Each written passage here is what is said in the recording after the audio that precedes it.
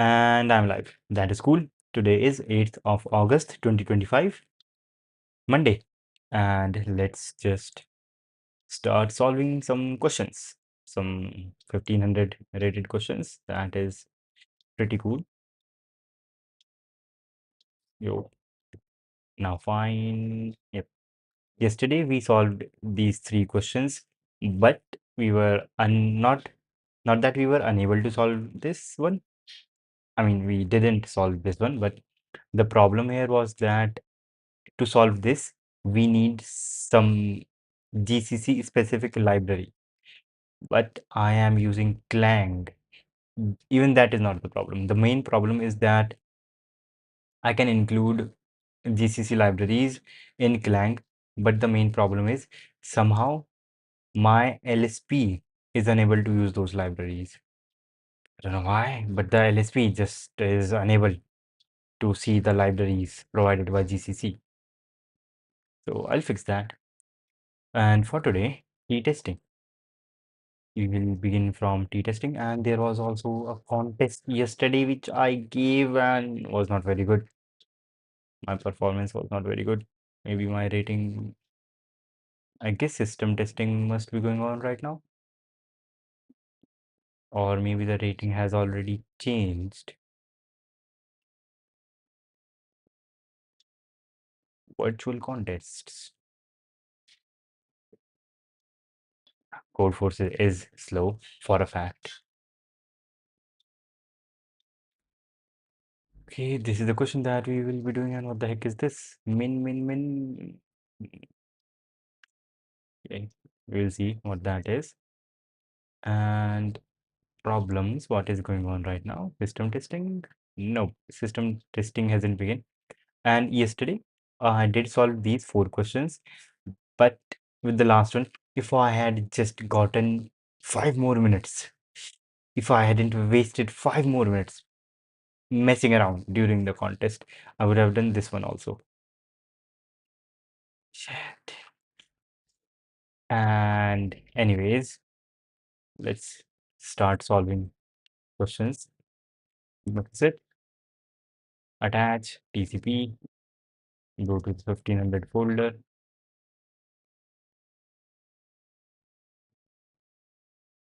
start Vim,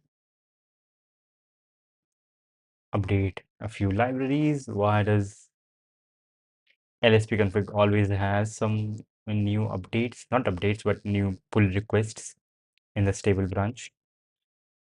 And yep, we can begin. Start solving this question, whatever it is. A tea manufacturer decided to conduct a massive tea tasting, and sorts of tea will be tasted by N tasters.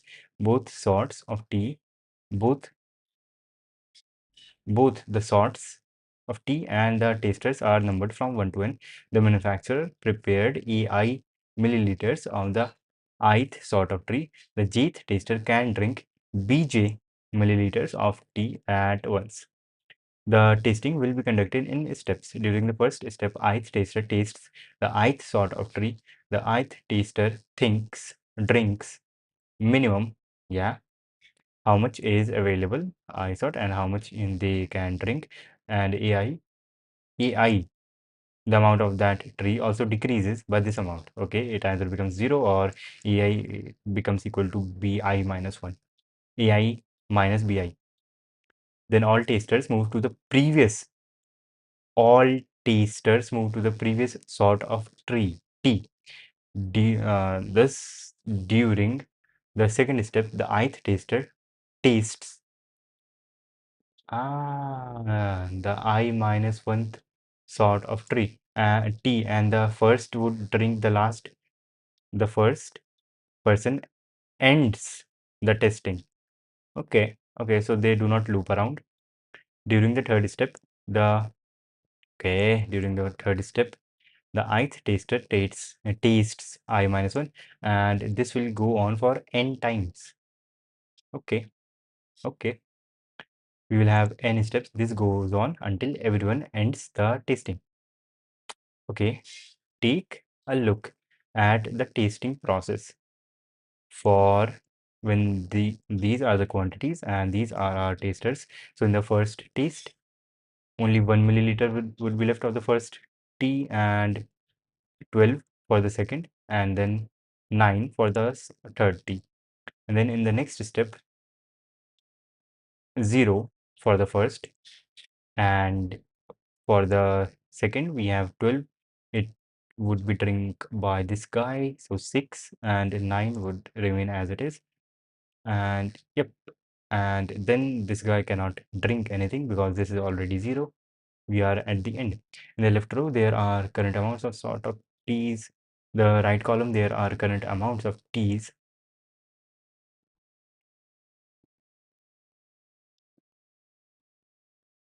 That is drink. The number right column there are current amounts of tea each taster has drunk in total. Okay, in total how much they have drunk. Okay, that also makes sense. Okay, the arrow tells which taster tastes. Okay, what do we have to for each taster print how many milliliters of tea he or she will drink. Okay, the obvious, not the obvious, but it turns out n square. No, I think we can use some sort of prefix here. Yep, AIBI, and we should be able to use some sort of prefix here. It seems like. Wait, shit, not this. Cool. So we have this thing, we have this, and taster, this taster can drink whatever tea they like because they have no restriction on the amount of tea.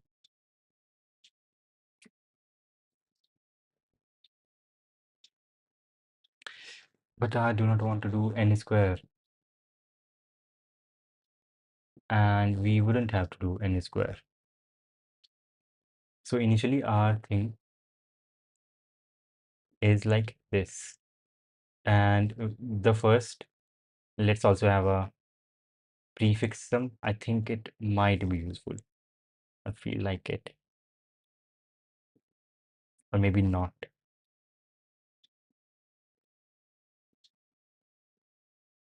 Okay, here we have 9. This 9 begins from this point, and this is the sum of the milliliters of the teas. But the thing is,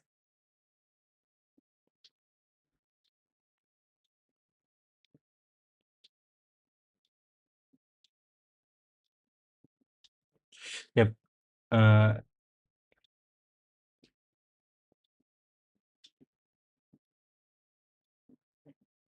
how would I know? Let's say, forget about all of these.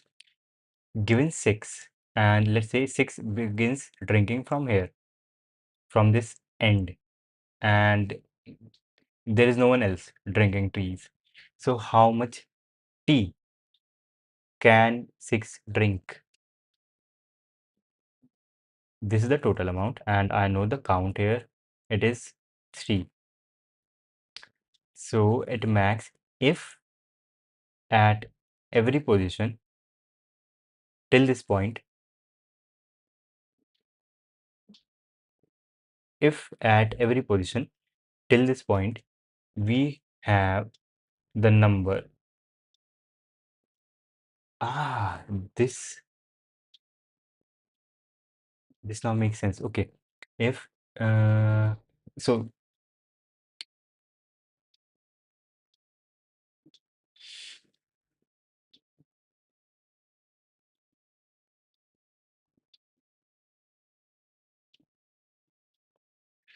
okay, so we have this thing, all right, and let's say we have sorted this. Yes, let's just say that we have sorted this, and this is, let's say, we have something like 1, 2, 3, 4, 5, 6, 7, 8, 9, and we also have our prefix. This is very similar to finding summation I equals to from 1 to n for some function of I fi minus some minus I, let's say, or minus some constant number x. Here 6 is our constant number. Yes, 6 is our constant number, not minus. In this case, we will see how many of these we will find this point. To the left of this point, everything, the size of t's is smaller than 6. So in these point, since I already also have the prefix 3, 6, 10, 15, this prefix would be the amount of tea that this guy is going to drink. And to the right of this thing is beginning from this thing, how many numbers there are? There are 4. And since the amount of teas is greater than this guy can drink, so 4 into 6. So we would have 15 plus 4 into 6, 24. That would give us 39 in this imaginary case, and this is 9. But the thing is, when this guy has drunk the tea, the prefix will change, because for all the things that were on the left, all of them would become 0. All of them would become 0. And to the right, all the things would be reduced by this amount. 1, 2, 3, 4. And let's say then there is one guy to the right of this guy who has a drinking capacity of 7. And our new, and still in memory, because we are not going to change, we are not going to go to every element and change our thing. We need some sort of counter or something which can tell us how much tea has been drunk till this point. And I guess I can keep a counter to this point, and we can a pointer to this point L, and we know that we can only drink teas from all the points to the right of this thing.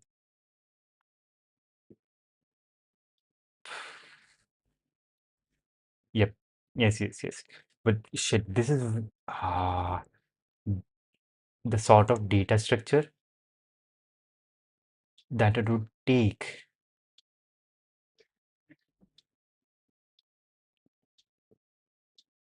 Shit.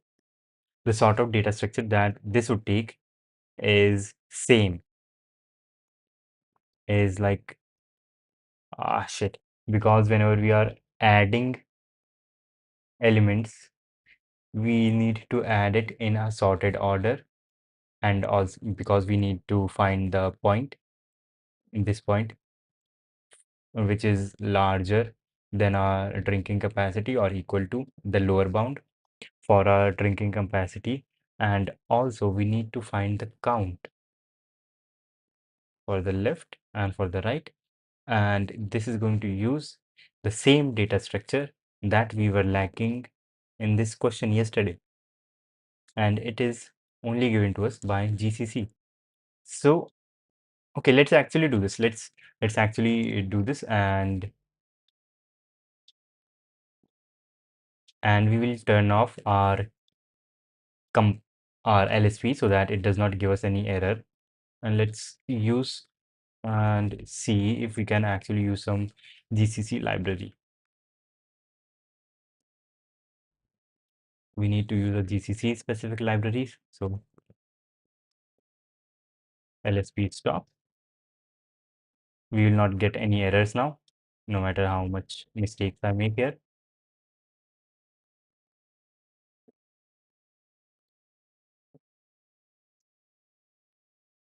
And after taking n, we need to take in two vectors, vector A size n and vector B size n for interreference.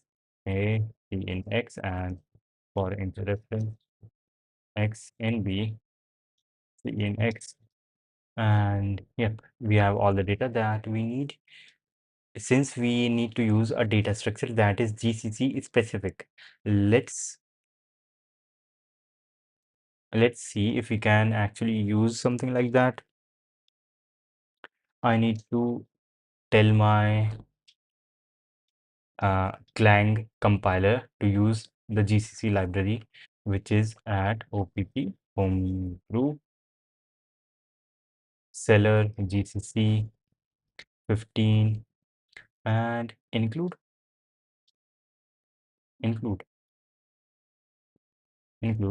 C++ 15. Yep, that is the thing. C++ 15. Okay, we'll copy this and add this to our include.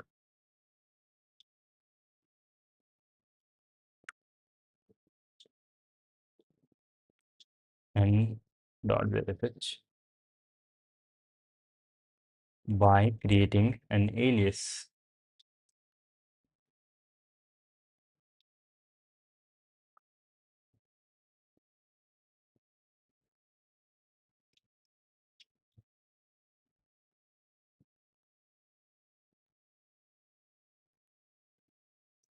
Include this thing. I don't know if it is going to work, but let's see hello.cvp. And if we use something just like that, if we use something like this, and if we, but before that, source.zfhr source.zfhrc clang plus plus cp hello.cpp bits include file from this vector, the included file from this.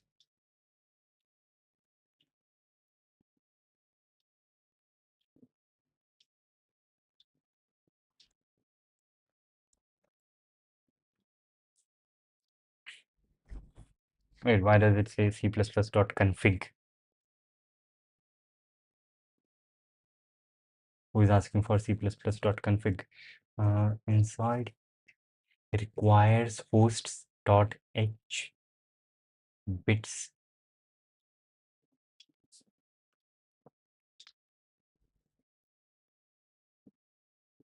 Okay, I guess I will have to configure this offline on my own.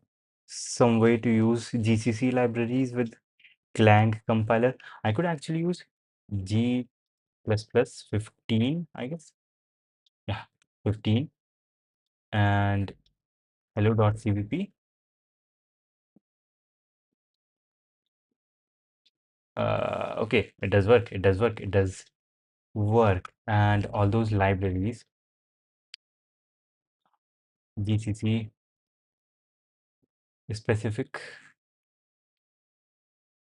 libraries.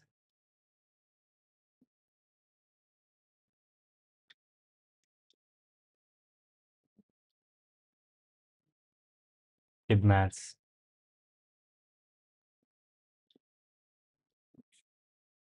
GCC specific libraries. Yes,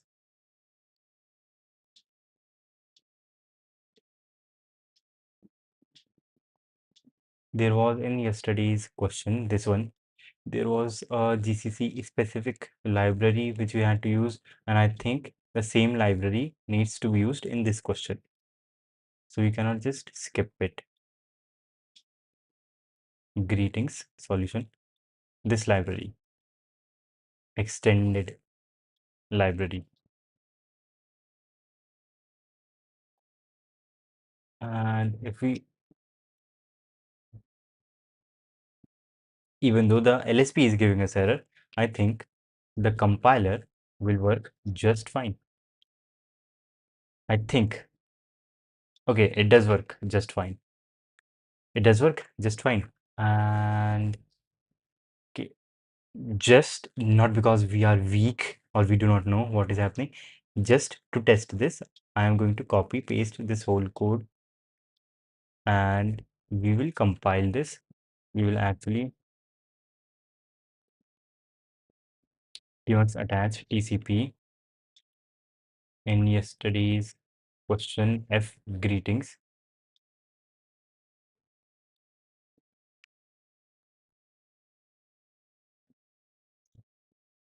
Let's copy this and paste this here. The LSP is giving us error,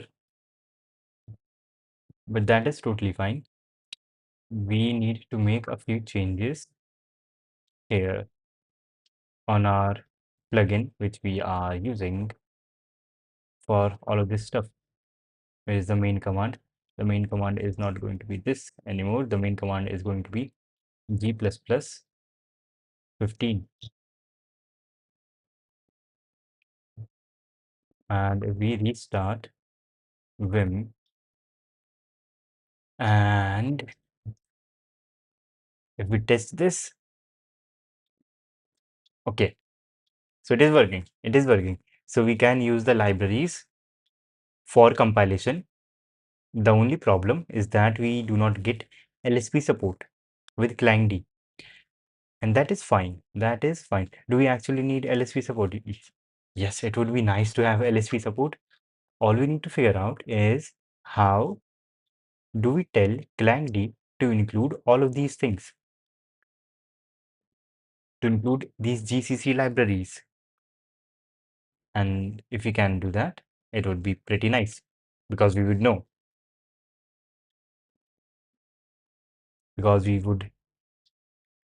how these things work. And this is the library that we need: associative container and tree policy something something. And then actually we will first do this one so that, and I can stop the timer, I guess. Yep. Because right now we are not actually solving the question, but doing stuff to make ourselves able to solve the question. The only thing remaining now is to figure out a way to tell our LSP to use the GCC libraries. But where are the GCC libraries?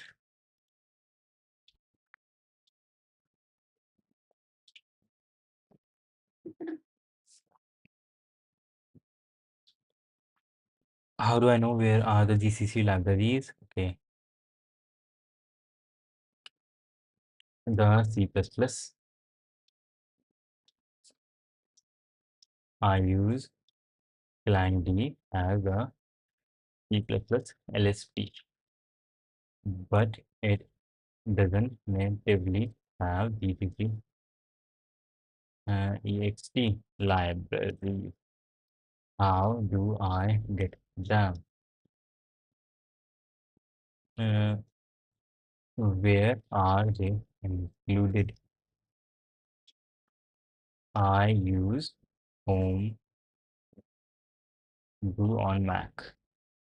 I think, I mean, they should be just in here in OPT homebrew seller GCC, this version, and in this thing, but it is not libgcc 15. So where are the libraries? Include is right here. There is some other problem, I think. Clang versus GCC, not sure what is going on. ClangD uses Clang's own standard libraries, libc++ by default, not GCC's libstd C++. GCC's extra headers like bits std and all of these, etc., are not part of C++ standard, so ClangD doesn't ship them. If you want ClangD to know about them, you need to install GCC itself and tell ClangD where those headers live. I have installed GCC, so that is cool. Find GCC's include path. Print file name equals include. This will give you base include path for GCC headers. Okay, print file name equals include. We are using G++15. Print file name equal include. This is the one that is kind of cryptic and looks bad, but let's go there and see. That is not really good, is it? I mean, the bits library is not there. arm.h.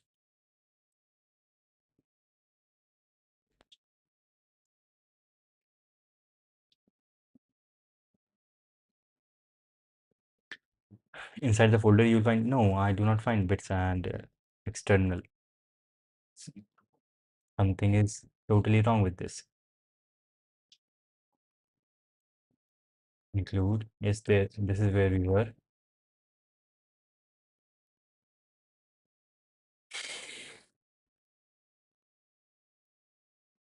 GCC print file name equals include. Oh. Tell Clang about those headers. Add those headers to Clang. If you're using CMake, add it to compile commands, but we are not using CMake. Nope, we are using YAML.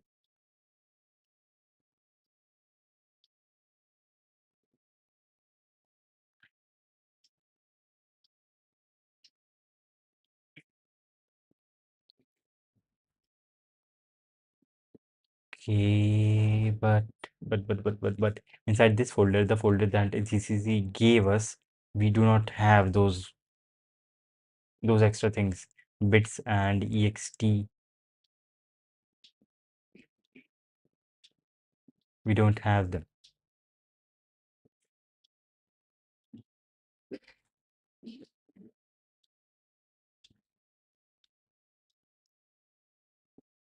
G++,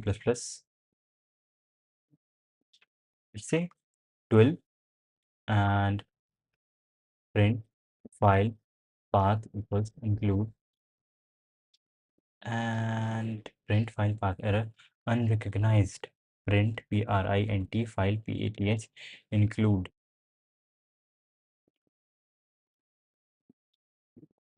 Print file name, not path.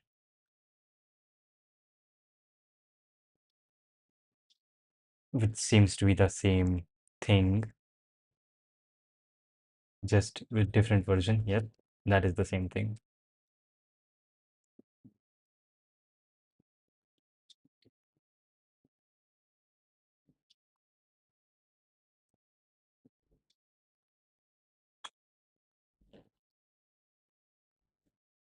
Or 15, this is the folder that we are getting. This is the include path that I am getting, but this doesn't have the and the ext directories. What do we do? What do we do? What's here going on? What is going on? It's internal compiler headers like this built in, not the C++ standard things. This is what we did. Search this.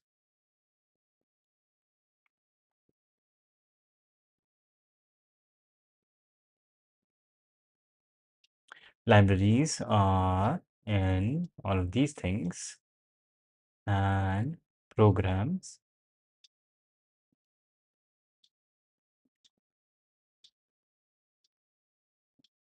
On Ubuntu, you will usually get something like this, but we are getting a lot of other things also. Libraries, I guess it has to do something with the libraries part. Now shut this whole install programs. Darwin libraries. Do I just add this whole thing there?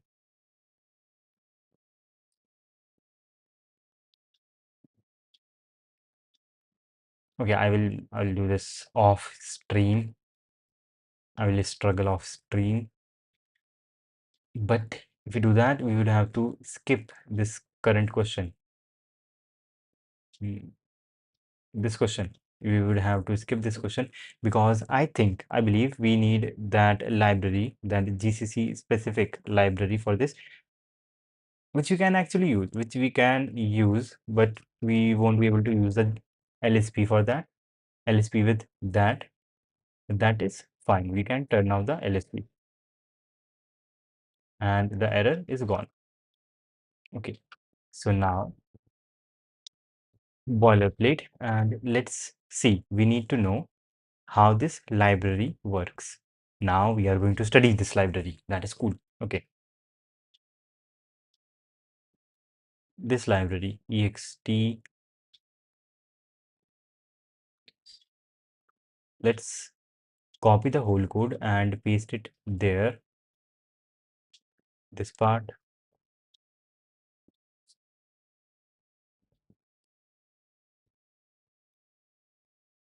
and then the solution part, and it is fine. We can do that. There is no problem with that.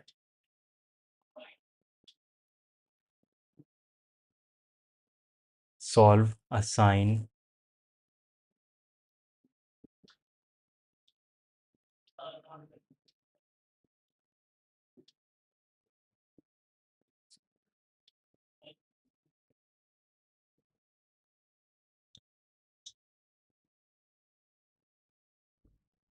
Okay, what do we have? We have included two libraries, these two libraries, which are external GCC libraries, extended GCC libraries. And then we have done type def of this thing, this whole thing.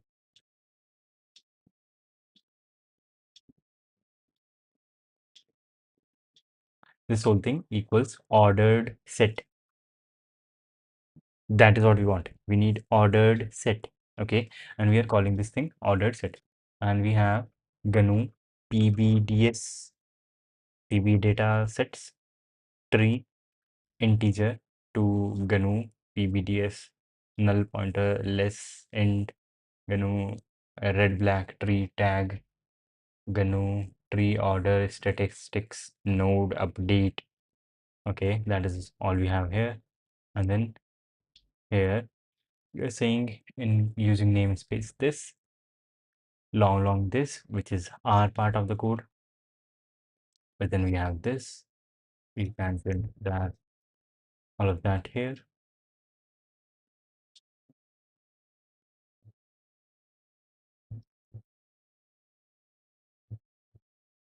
Okay, so we have declared this type called ordered set. Okay, and with the ordered set, we have declared t and n as two integers. First, let me just remind myself what the question was yesterday. There are n people on the number line, and yep. So given a range, we need to find how many ranges exist completely inside this given current range. Yo, hello, and DSA, where did I learn? I am currently learning DSA, and there are a few things. Competitive Programmer's Handbook. It is pretty nice for learning new things. Right? There is introduction, what is time complexity, what is sorting, and all of these things, data structures, complete search. But more importantly, I would say the book that is helping me most is this one, Introduction to Algorithms.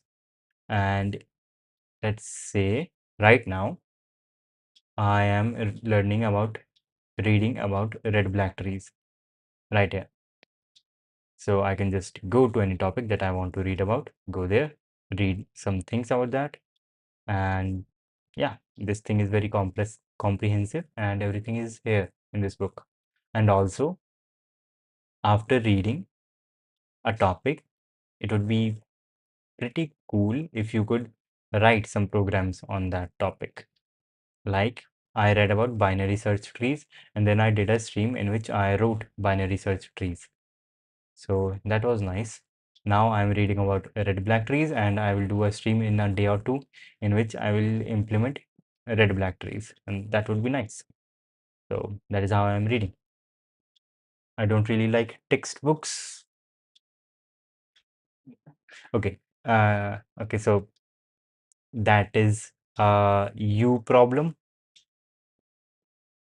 Okay, it is like it is what it is, right? It is hard to it is hard. So if you do not like it, then you have to figure something out. Headphones. Ah, yes, my headphones are Sony WHX headphones. That is all I know about them. And a friend of mine had them, and I bought them from my friend, and he gave them to me, and that is about it. And they're pretty nice. They have noise cancellation, and they have ambient sound, and the normal headphone experience, and the sound and bass is pretty cool, and nothing is going on in them right now. It is just noise cancellation. Any video tutorials? Any video tutorials that are good? I think you can read from boot.dev. Boot.dev has a course.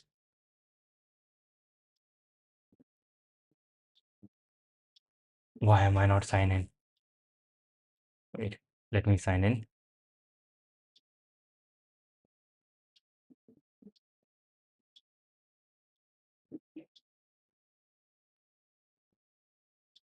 Yep, I think I am signed in. Yep, I am signed in. And shit, everything has changed here. There is the algorithms course. You can take that. Algorithms course. There is algorithms intro. Yep, in this algorithms and data structure course in Python, there is introduction, maths, big O analysis, sorting algorithms, exponential time and things. And in every chapter, there is there are, I guess, also videos are there at some point. And yeah, this course is nice. You can take this. This is in Python. And also, I think Primeagen has something on algorithms.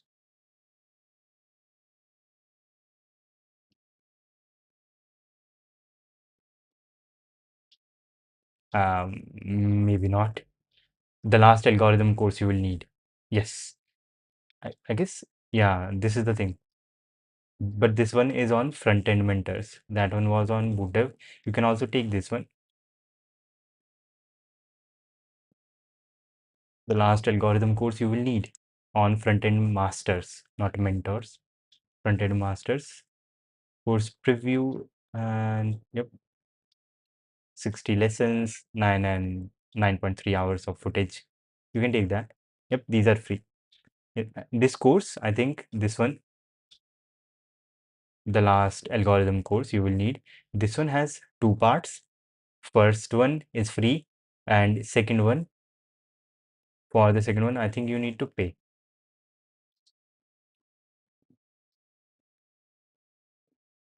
Yeah,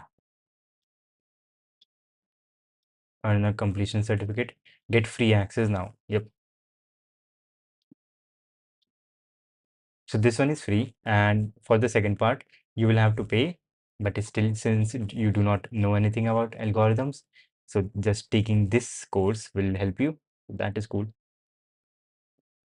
Alienate, alienators. What are alienator?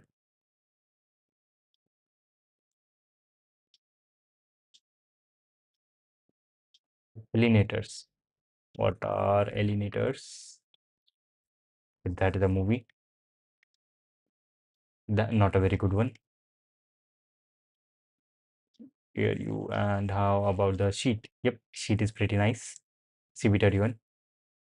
You can you can start doing these questions. And I am in my third year. TLE eliminators. Yep, TLE eliminators is pretty cool. Like, this is the only place that has helped me get. I'm not saying I'm good, but improve. I was very bad in my first stream. If you go to my This is stream number 71, but if you go to my first stream and see the sheer stupidity to just even take inputs the way that I was taking inputs in that stream 3 months ago, that was very bad, very, very bad.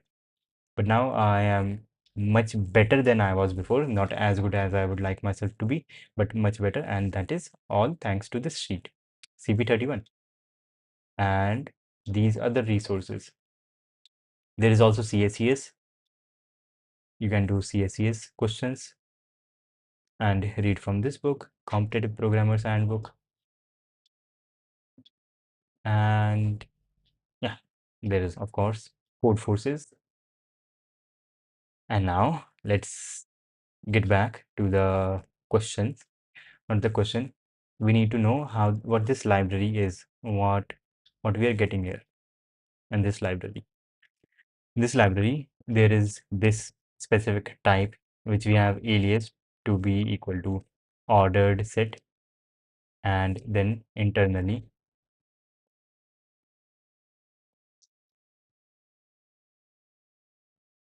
we have created a pair.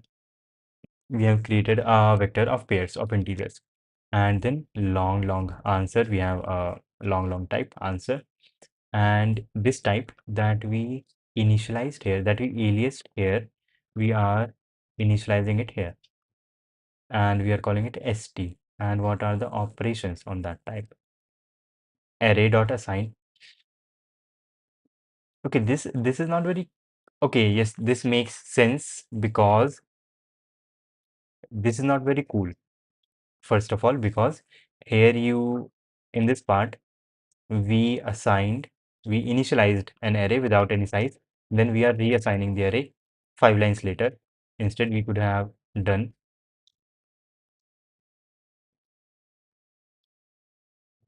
this right here and have the same effect. But this is fine because the original code that I copied had this.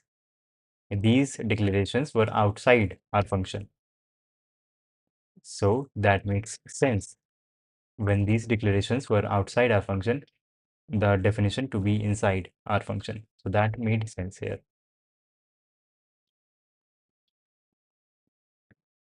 So n, yep.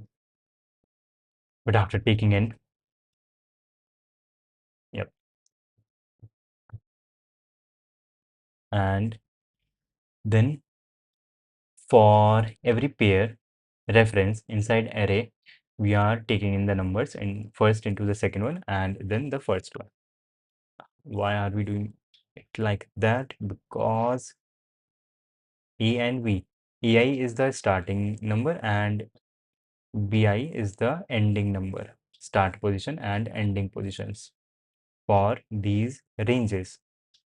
And let me remind you from yesterday, इसके draw. Yesterday we had a structure like this. This is our number line, and with green I will represent all the starting points. So we have one starting point at 1, one at 2, we have one starting point at 1, one starting point at 2, one starting point at 3, then at 4, then at 7, and one at -2. And we have ending points, one at 6, at 9, at 8 and 5 also, 8 and 5, and one at 100. And the connections are like this. 2 is connected to, let's make the biggest connection first. -2 is connected to 100, and this 1 is connected to the 8. 1 is connected to the 8. This 2 is connected to the 6, like this, and this 3 is connected to the 9, like this, and then this 4 is connected to the 5 right here, and then this 7 is connected to, we forgot to write 10, my bad, 10 here. So these are the connections we have, and what we need is we will start iterating through the endpoints.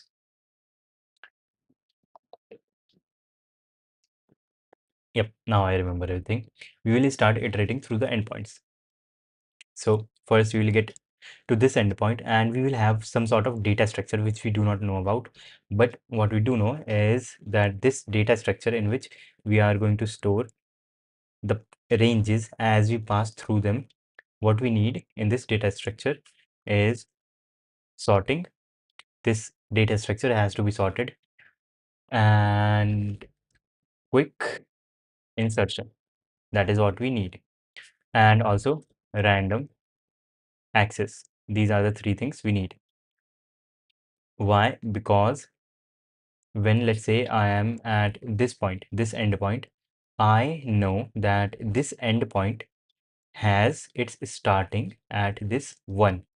And when I am here, I have already added these two ranges, this 5 and this 6 range to my data structure, and they are in sorted order, and sorted order according to their starting range, according to their start point. And this 5 range, this starts at 4, and this 6th range with the range that ends at 6, this starts at 2. So the order that I can expect to see inside my set is 2 and 4. And this 8th, this range that ends at 0 0.8 and its starting point is at 1. So I have to see in my data structure how many numbers are there in this data structure whose starting point is greater than this current starting point, which is 1. So for this, I need my set to be sorted so that I can use binary search inside. And I need random access because let's say I use the lower bound function. When I use the lower bound function, I can do data structure dot end, and from that subtract my iterator, which I will get from the lower bound function, and that would be the number of elements that are greater than my current starting point, which in this case is 2, and I will add 2 to my total response answer. And at that point, I will consider this range also processed, and I will add this 1, the starting point, which I just processed into this data set. And since I do not want to just append this thing to the end and then call sort on this whole function because that will take a lot of time, I want quick insertion. And when I insert, this thing has to be sorted. So I want this one to go here in the sorted order 1, 3, 4, 1, 2, 4. And yep, I can just move on to the next number and see this 9, the range that ends at 9, it starts at 3. How many numbers are greater than 3 in this now new data set in which we have 1, 2, and 4? And there is only one number that is greater than 3. So we add 1 to our answer and we add 3 to our data set. We would have it like this 1, 2, 3, 4, and then we will move on to the next range. So we need a data structure which has sorting, quick insertion, and random access. Now you could say that sorting and quick insertion, these are given to us by a set which uses under the hood red black trees. We can use a set, but a set does not give us random access. We do not get this random access. Using a set in our function, let's say we have in our set 1, 3, 4, 5, 9, and we want to see which number is the smallest number that is greater than 6. We will get 9. But how do we see how many numbers are greater than 9? That is bad. We cannot do that in a set because set is associative. Set is a tree. We cannot do that in a set. So we need this new data structure which we do not know about how it works, but we know about what properties it has. Hello, can you increasing rating in lead code? Currently, I'm rating. My rating is 1300. Should I follow normal cheats like strivers or the eliminators? I guess right now I think about this like this because right now I'm learning and I do not have a lot of experience. So right now my main focus is to learn new topics. Like yesterday was a contest, and in that contest, yesterday was a contest here.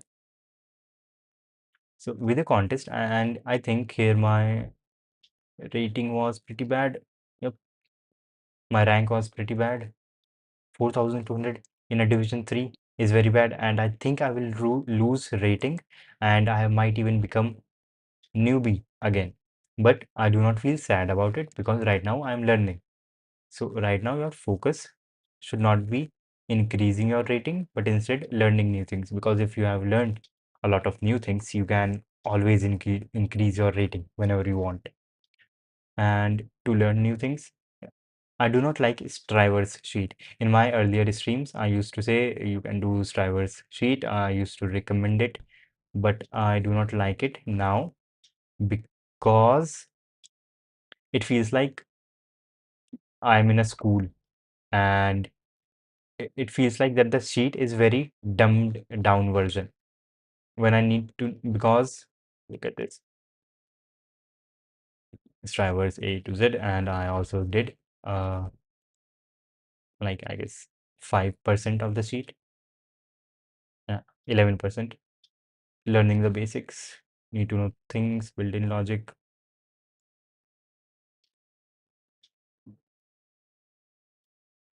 I just don't like it because the vibe that I get from solving this sheet, it feels like I'm in a school.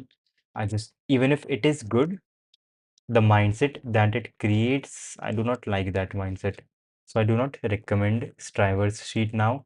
I would instead say you can use a book, Introduction to Algorithms. And this book is my favorite book in algorithms, and this is pretty cool. You can see any topic that you want to read about.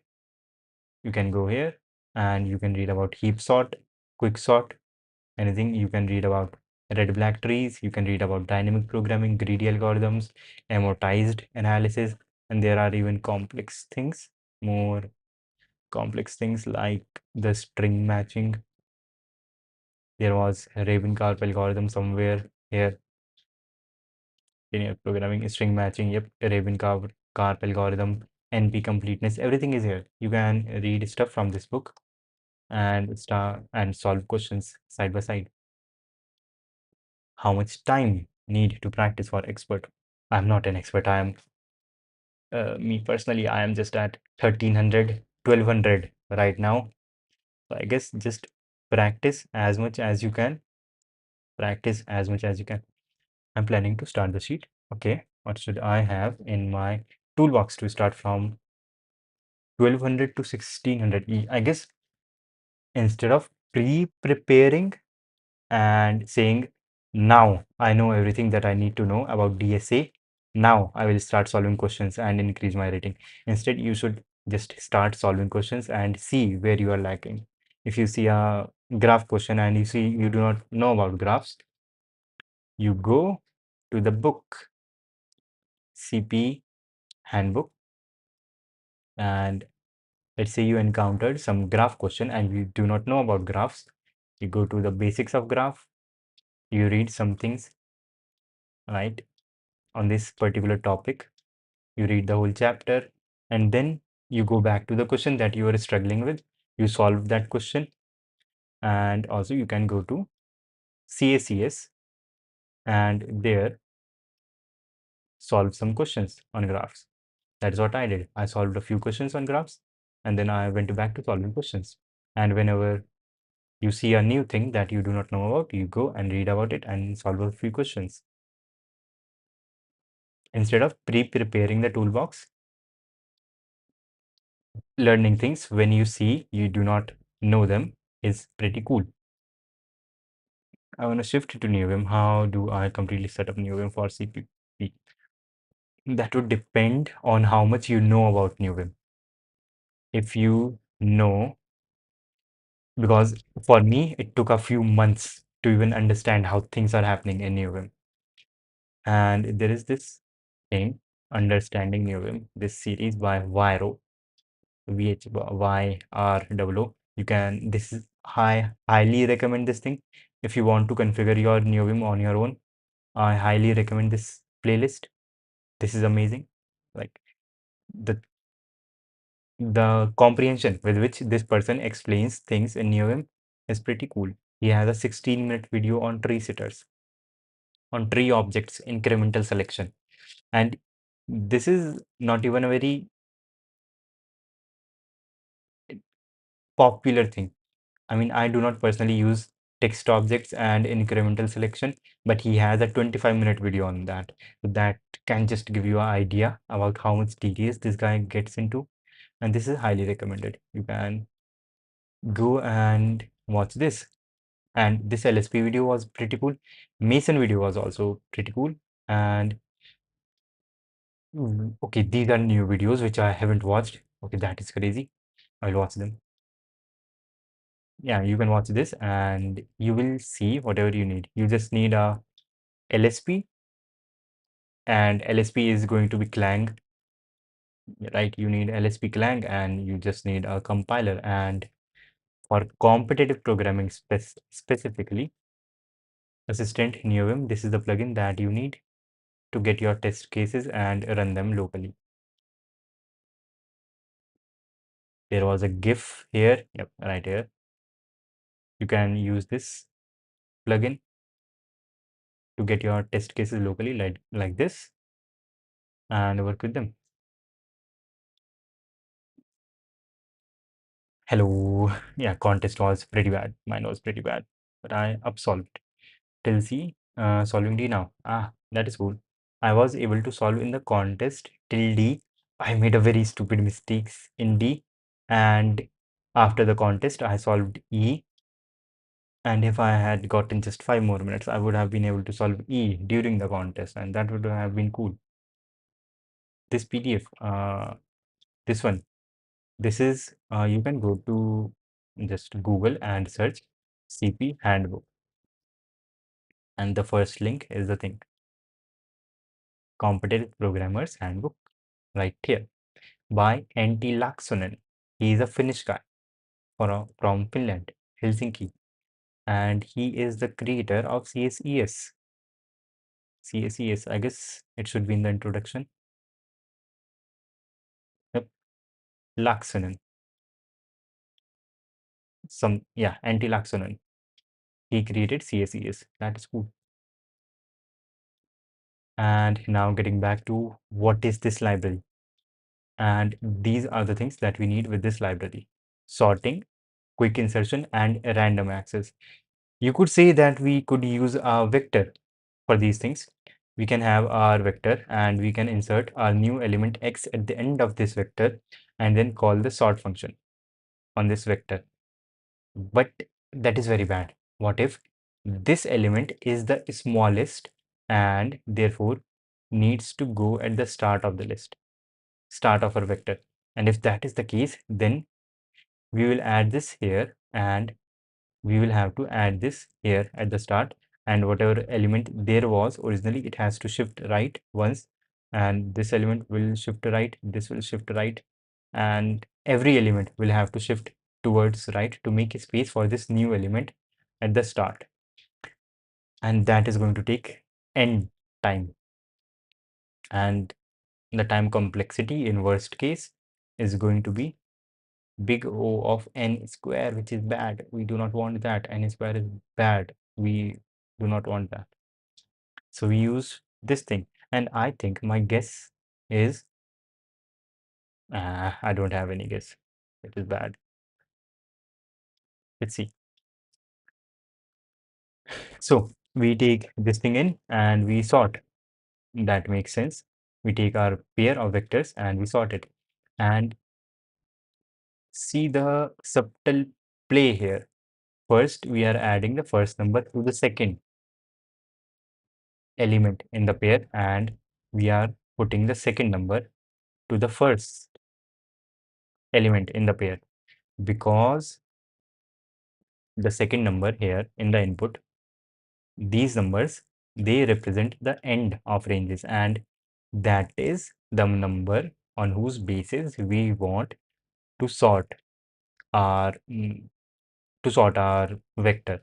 So therefore we are putting them at first location, and this is the number p dot second which we will be adding to our set. And now answer equals 0.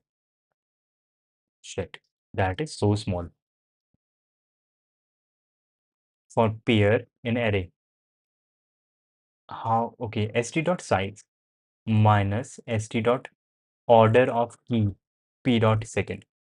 That is amazing. And then we just insert. Huh. Ordered set, order of key, order of key, order of key. What is order of a key in C++? Data structures. What is order of key? Order of key. Order of a key. The order of a key typically refers to its position within a sorted data structure, specifically in the context of policy-based data structures. PBDS, policy-based data structure. PBDS, policy-based data structure.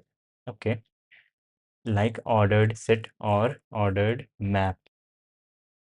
Okay,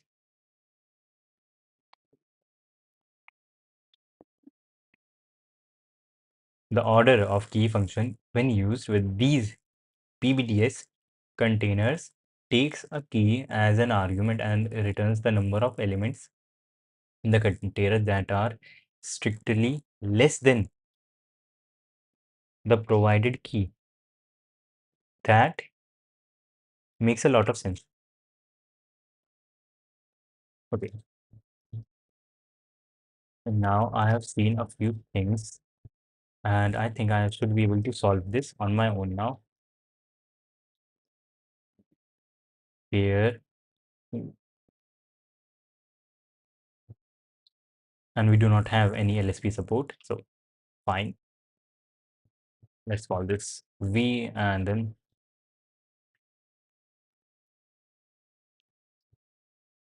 for auto reference I J N V C N, wait, make this of size N, and C N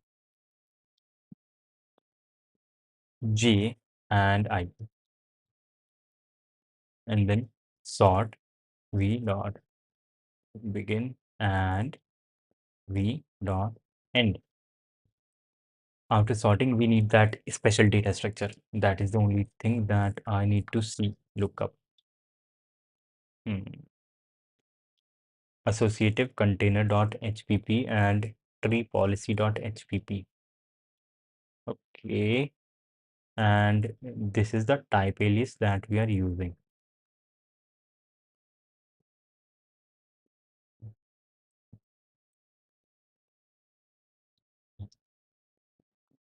Okay, this is not the first time. I saw this for the first time yesterday, but that is okay. Ordered set, let's call that st, and long res initially 0, and for auto reference I comma j n v, which is sorted now.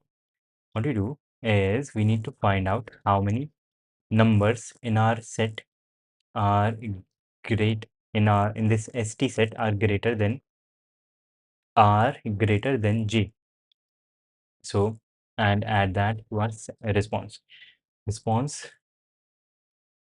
I think we can just do st dot size minus, and I have to guess. I think st dot size is a function which we just saw, And here order.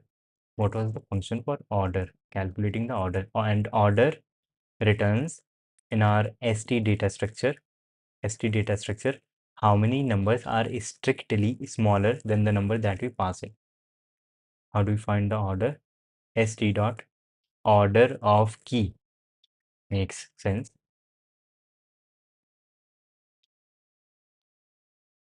Minus ST dot order of key. What is the key? Key is J. Why J? Because J is the second number, and at second position we have the starting points of all the ranges, and after this we can ST dot insert J. See out response. Cool, that does work. It should also work here when we submit this. Hmm.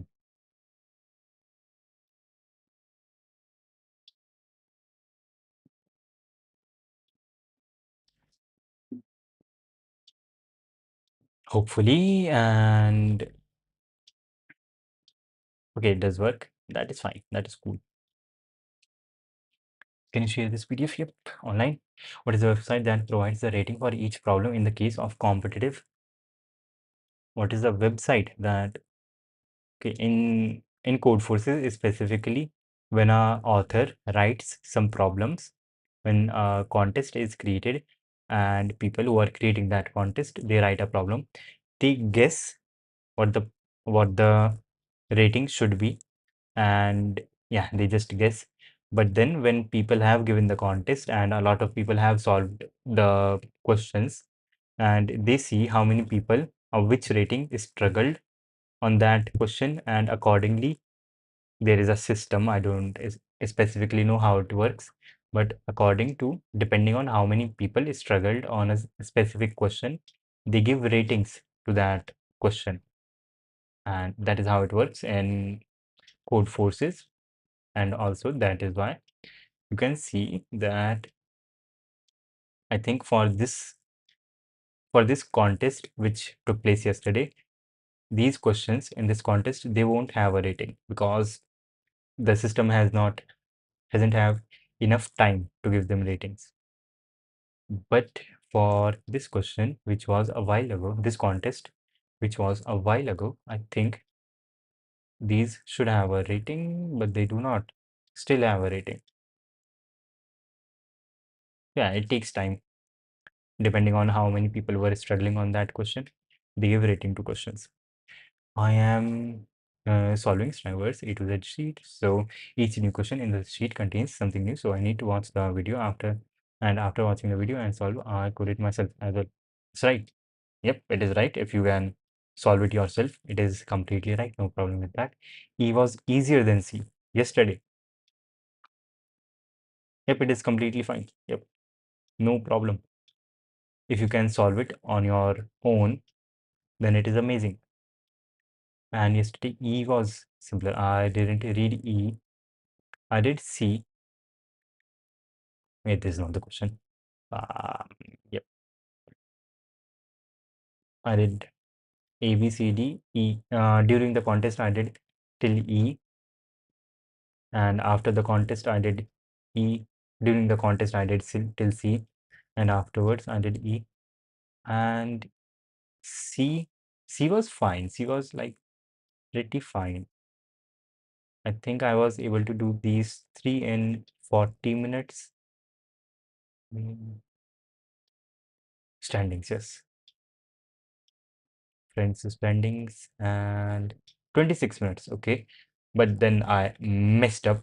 I gave two wrong submissions for this one and I got a penalty of 20 minutes, which is bad. And I was unable to solve E during the contest. Yeah.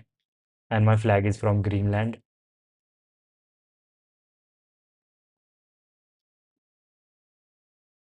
Greenland all the way. Walrus. And now we have seen how this data structure works, at least the interface. Okay, I need to know I need to understand how this thing is working and what these two included things are for. But we know the data structure, we know the interface, so we can work with that for now during the stream. And I will read about, okay, shit, okay. After the stream, I will do my own research about on how this thing works, what this thing is and how it works. And then I will make a YouTube post and I will write about this thing and these two things. And for now, I think just knowing the interface is enough. Order of key and size and insert. I think these three operations are going to be cool enough for us to solve that other question. This one.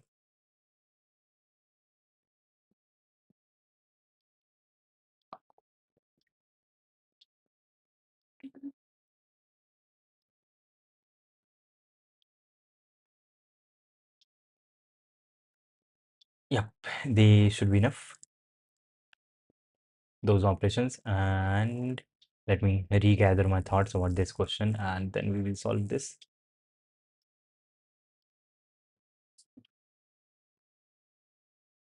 Start Vim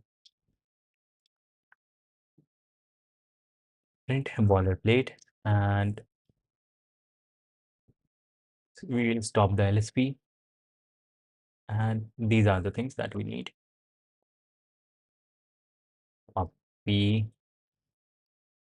block sequence T is E data structures fan, no, T testing, T testing. And we will stop the LSP. Now cool. Cn and then we have A and B two vectors.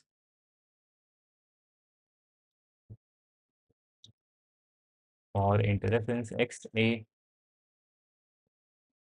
C in X and for int reference X B C in X.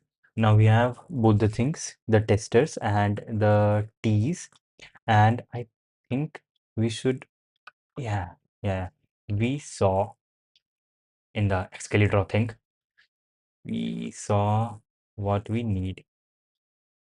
Okay, it is lost. Escalator keeps deleting stuff.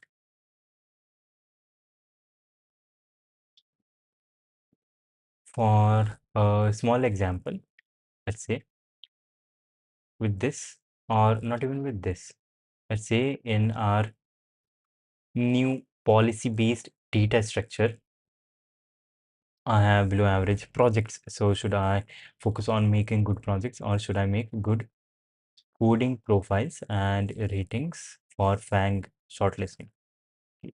What do you mean by coding profiles? Coding profiles, coding profiles as in something on lead code and stuff. Okay, I guess they are not exclusive. I mean, they are not totally unrelated. You can make projects and also work on building a profile. Because if you have a good profile, if you know DSA pretty well, then it is going to help you making projects. And that is also pretty good. Creating logic, how to fix that deadlock. Yep, I guess you can just look at the solution at times and memorize the solution. And do not feel guilty about memorizing a solution when you are looking at the solutions. And that is one thing that I have learned and that is which is now helping me. I do not always have to invent a solution on my own. You can just look at the solution and memorize the solution. Like your streams, bro. Oh, thank you. Thank you, brother. And yep, this thing. We have this as our first thing that we have to solve. Okay, that is too small, like some, and that is too small. Okay, and let's begin with an example. 1 2 3 4 5 6 7, 8, 9, 10, and 6. So 6 is a number, and these are all the numbers that are in our data structure initially, let's say. And we would also need to have a counter, and let's say we also have a number 7.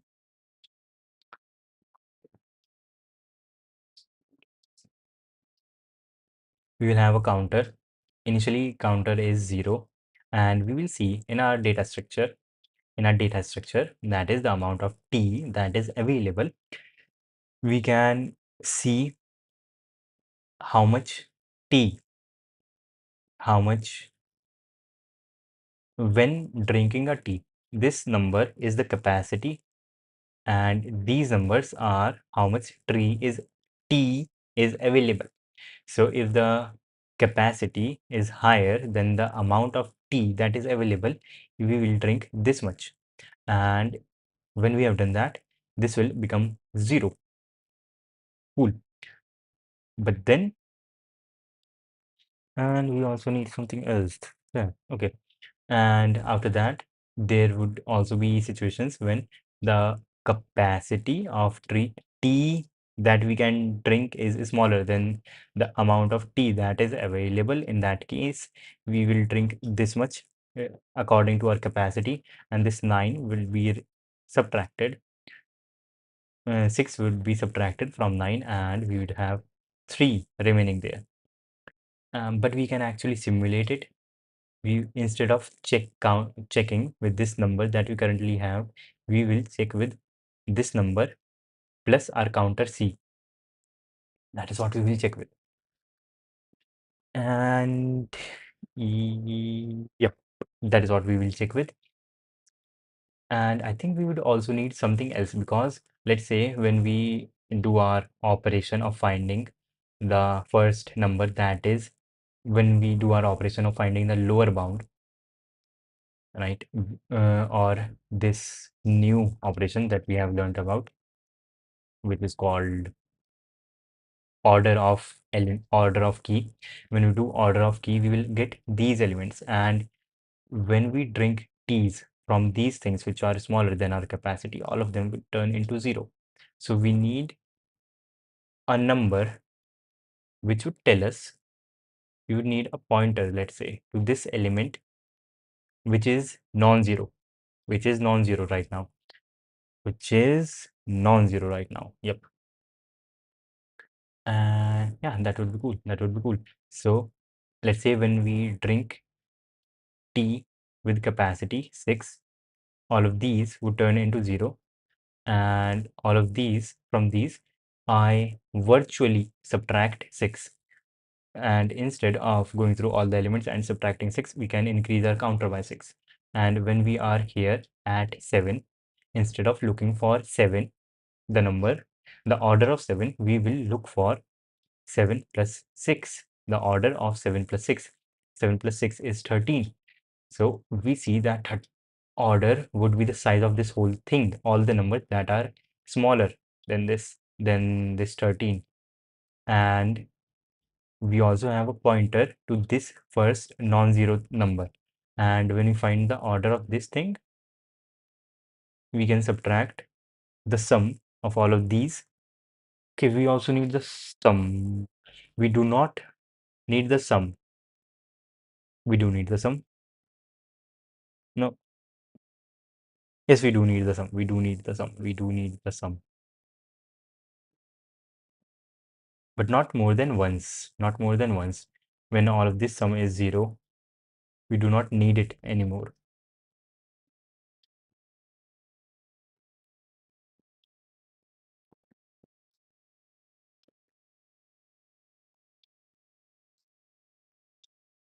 Yeah, we do not need it anymore. When we find the order of this thing, we can just start manually, start going from this place and get to this thing. That would be cool. This is actually like 2 pointers. Shit. I think we don't even need that advanced data structure. We can just do this. Currently done with linear DSA. to 100 problems and start with trees. Tomorrow, how much DSA is done in percent and how much is remaining in percent. Uh, uh, that would be hard to tell, depending on how much better you want to get at DSA. If you want to get to Donald Knuth level, then I would say 99% is remaining. But if you want to get better than average, I would say 50-60% is remaining. Yeah, if you want to become better than average, 50-60%, I guess, yeah. Or at max 70% more, and you would be better than average. And yes, like I'm not in a very good position. I'm not very good at DSA to make that remark, but still, that is how I feel like it. And we can begin. I think we can just use a set, a simple set. And what are the things that we need to keep track of? We need a counter, C, and we need pointers.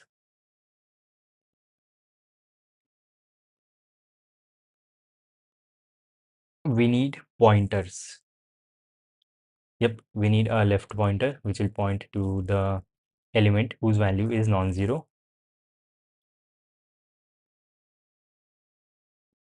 Yeah, yeah. And also this will not be, yeah, this the time complexity would not be n square. It would be n because the left pointer is always moving left, always moving right, and it is not going back. I think this should be cool. We can just use a simple set here.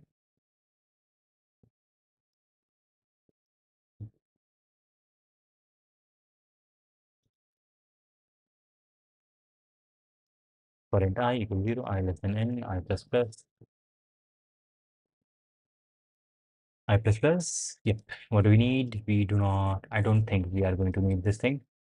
We can just remove it. And we can also start our LSP.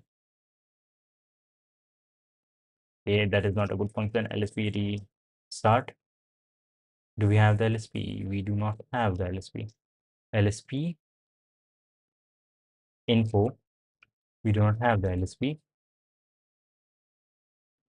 T testing. And now we do have the LSP, but what is this?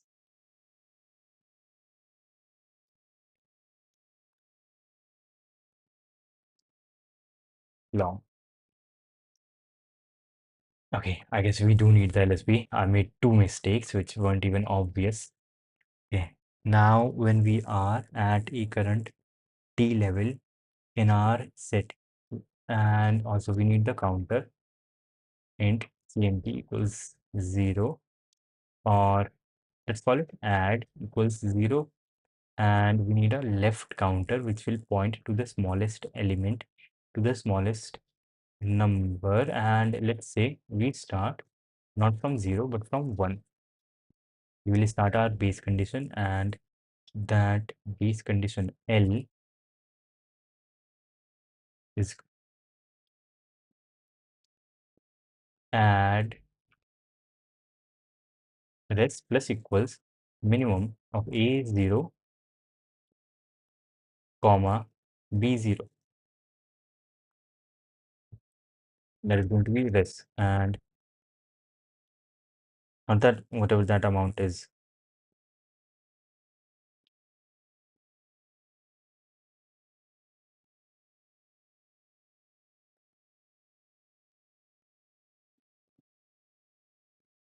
Yes, it is going to be equal to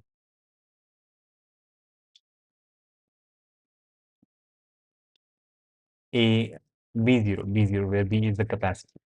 B0 it is going to be equal to b0, but because that is the amount that would be reduced from all the available T whose whose quantity is higher than the capacity. And now a left pointer which will be an integer. That is a nice question.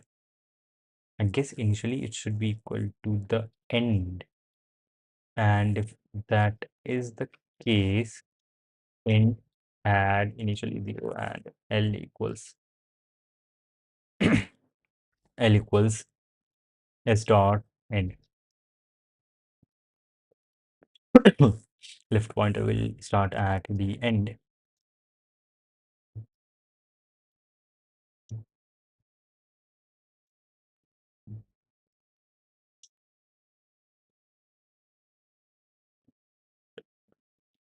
This is cool. This is cool. We can do our research.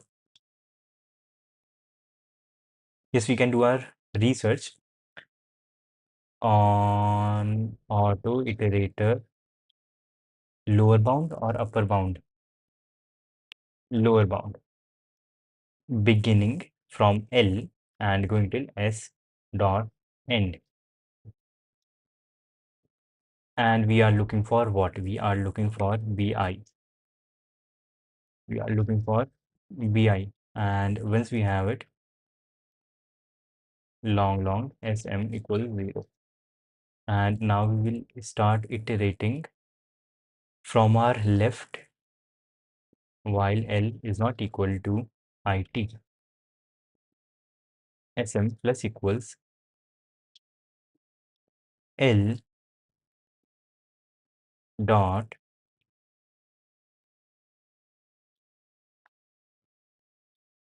L. Yeah, go to L, go to L, go to not go to hell, go to L.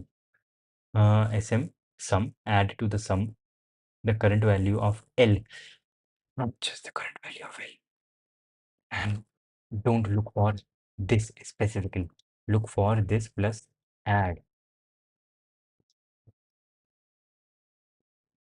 Why? Yes, that is why. That is why. Because we have reduced some values. And L points to the first number that is non-zero still. That is non-zero. And from all the numbers that are to the right of L in the set, they have add amount removed from them. That is why we are looking for BI plus add. Yes. And now we need the sum that we are going to add from L till this BI point, till this IT iterator point, and from this iterator point till the end, and from this iterator point also, from this iterator point also. We should not be looking for lower bound. We should be looking. No, this is fine. This is fine. This is fine. No, we are looking for upper bound instead. Looking for upper bound because we need everything to be equal to 0. We need the first non-zero number at IT when we reduce BI plus add from it. That is what we need. So when L becomes equal to IT, we will break out and L would be pointing to the number that we need.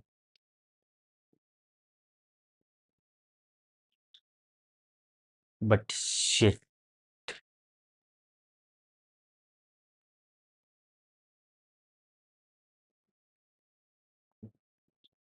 But there is also this current number that we are going to add.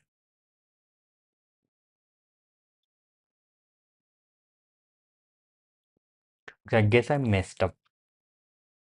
I guess I messed up and I'm not explaining things very clearly. Yep. I guess, yeah, 70 to 80%, 70%, I would say. And you'd be pretty cool.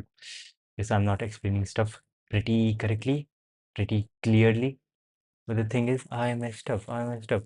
We are here iterating through the capacities. But I think let's instead of that ask the question from this cup, how much can I drink? And that would be a much easier question to ask. That would be shit. That is very easy to ask. That is a very easy question to answer. Shit. That is actually very easy. And yeah, shit. Okay, let's say we are initially here at this point, and we ask, and we have a prefix sum. Okay. We will arrange this like this 10, 20, and 15, and our original capacities 8, 6, 9, and we will have their prefix beginning from the right. So we would have 6, 6 plus 8, we would have 14, and then we would have 23. And for this number here, for this capacity, for this quantity of t, these are quantities of t. From this quantity of t, this is the maximum amount that I could drink. And is this amount greater than this? Whatever it is, we take the minimum. So we add 6 to our response here. And then when we are here, these people are the only people who are going to drink from this. And is their total capacity higher than this? We know. We add 14 here. And for this, the total capacity is higher, 23. So we will just add 10. And hopefully the correct answer is 30. Hopefully, I don't know. And I think it should be 30. It is not even 30. What the heck is this? What do we have to output? What is the value that the ith person is going to drink? Okay, that is what makes this one 1500 problem. And I guess,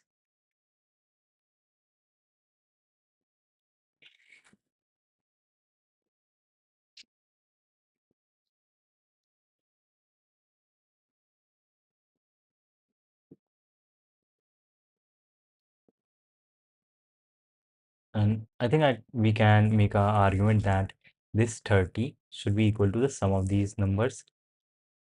And it is 18 plus 12, it is 30. So this hypothesis is correct, but that is not what we want. We want how much tea is this guy going to drink?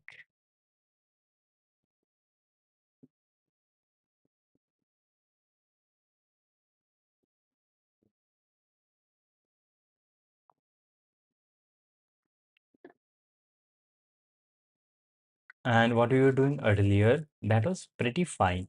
But the problem with that is, what if the next thing that I add to my set, what if it is very small, right? If that number is small, it will go to the start. And if that happens, our L has already left that point. So what do we do with that, right? Maybe we can create a separate counter where we will add those numbers. And I guess instead of L, keeping track of L, that is what we can do. That is one option, not a very good one.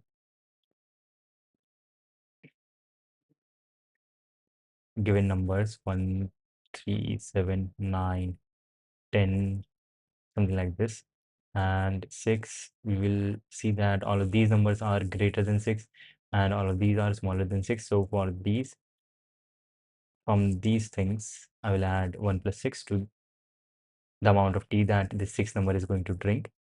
So 4, and for all the things, depending on the count of these things which are greater than this, we will add 3 into 6.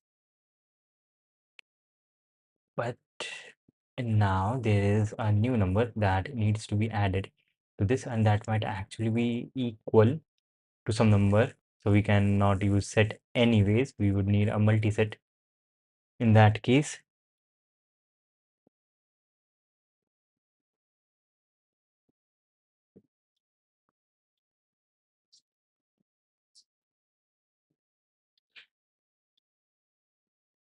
Okay.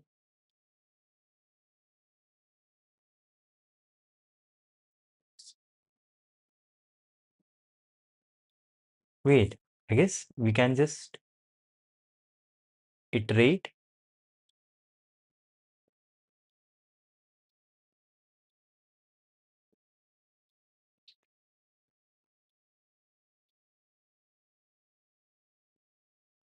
No, shit. Okay, we messed up completely. We messed up completely.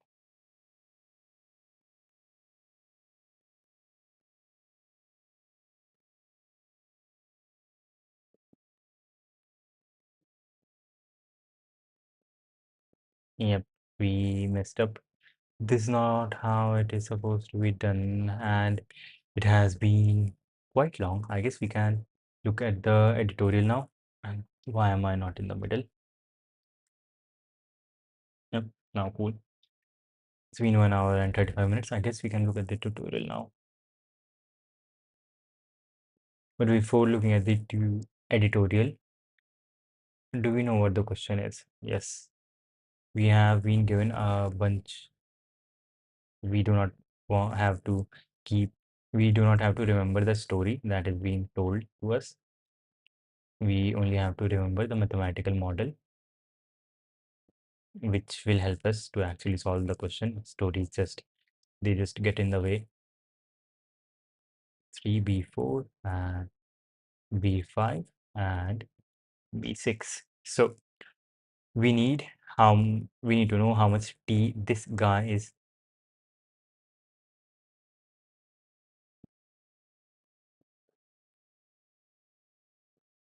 How much,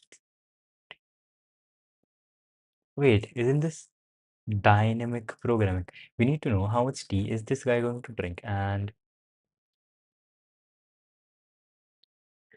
yep, we need to know that.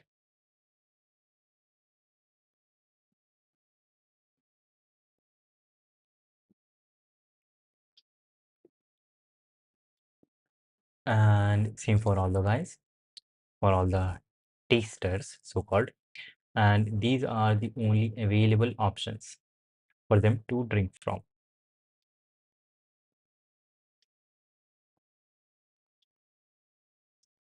And when this guy drinks from this, I can just change, update its value and add it to my whatever my data structure is. But then this guy is also going to drink from here, and from here, and I do not want to go to all of them individually and fix their values and update their values. That would be kind of stupid. Maybe it just feels like there is some sort of prefix involved here.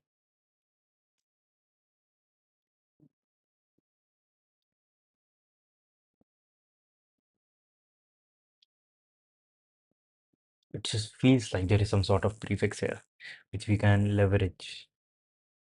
Prefix or postfix.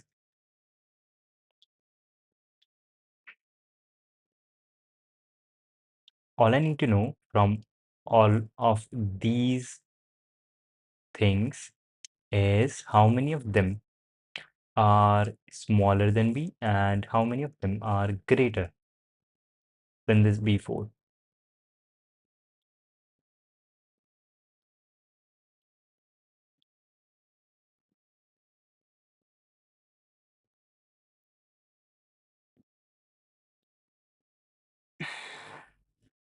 Yep, that is what we need to know.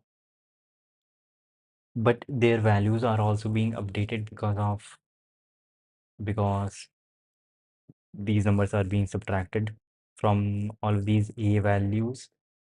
So their values are not constant.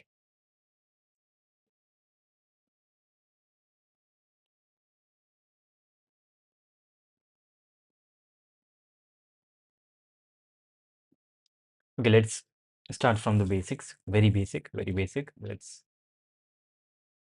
from very small condition.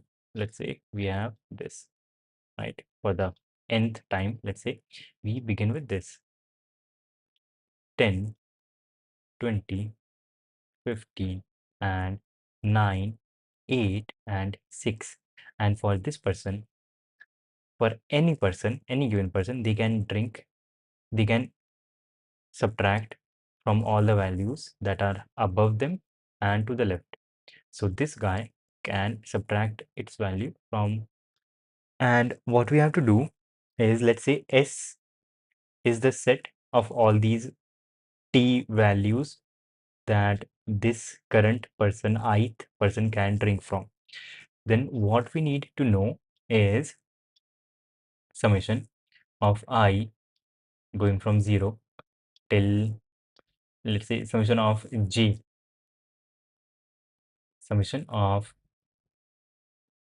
going from 0 till I of absolute,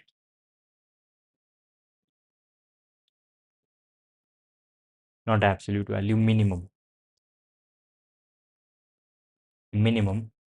of si si ith value in the set, comma, and not I, s, j, comma, a, comma, bi is this current value. Find the minimum of all the values in this set with this particular number and sum them, and that is what we need, and we can add that to our response, plus add to our response this value, and j is going from 0 till I is the largest element in this set, large largest or the latest element, anything. That is essentially what we want, but we cannot just do this because, first of all, there is the fact that capacities, the SI values, SJ values are being updated whenever a person drinks from them, first of all. And second of all, and second, wait, second of all, we do not actually, we wouldn't actually want to go through every number in the S set, because that would make time complexity n square, which is very, very bad, which is very, very bad. So I guess as we are going, we can,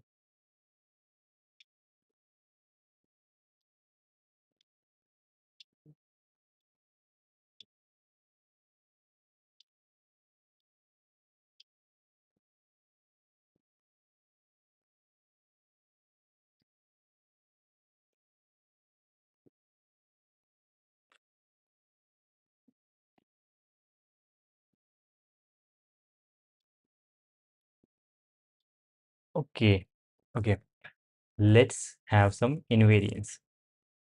We will have our set S, and also we will have a counter C and T, which will tell us how much amount has been reduced. And let's say S at a given point on only has the values of T's which are non-zero, and C and T has the amount of how much T, how much value has been reduced from all these values in the set. Yes.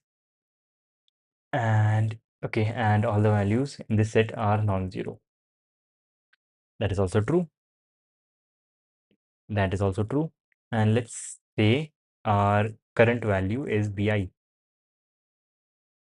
and therefore we will call the upper bound function on bi plus c and t, and whatever iterator we get, let's say we get a iterator at this element. This element is the first element that is not going to be equal to 0 when we drink tea from this. So therefore all of these values are going to be equal to 0, and we can start our iterator from this point, which will go slowly through all the elements, make them equal to 0, remove them, and also it will remove them, and also, yeah, it will just remove them and also have their sum sm, and our set would begin from here. And when we are here, we know all the remaining things are going to be non-zero. So our invariance that everything in this set is non-zero is still there intact. And what we do is, whatever the count is, we know that we can at max drink BIT from them. So we do BI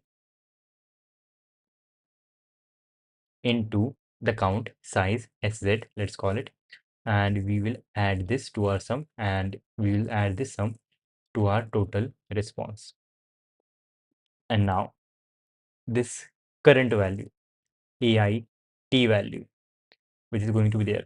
And if this current value, shit, seems like it is going to work. If this value is greater than BI, is strictly greater, not greater than equal to, but is strictly greater, then what we will do is, since this CNT amount has not been subtracted from this AI, we will add to our set AI minus BI, since we drank BIT from this, and plus CNT. We will take this whole thing and we will do S dot insert. All of these would be in our set. Okay, that looks cool. That looks cool. Seems like shit. It is going to work. We have our set, but we will be using a multi-set. We have our long response, and let's have this add also equal to long, and for int I equals 0, I less than n, I plus plus.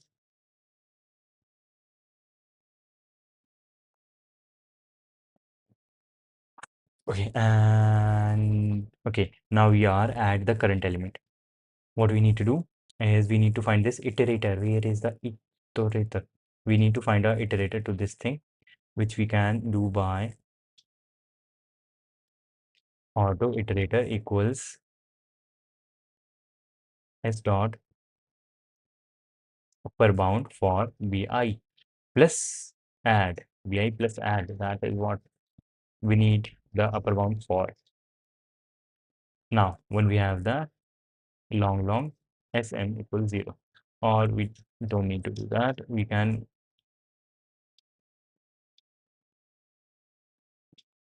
we need to go forward, and also we need to keep removing elements from our set. So instead of that, we can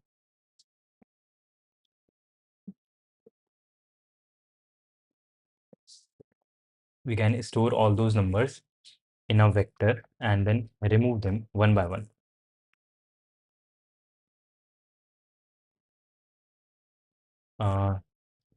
Stack of integers, let's call it rem, and this will internally use a vector of integers.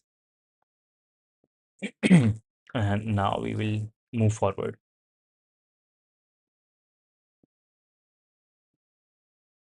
Begin auto b equals s dot begin. We are at the first element, and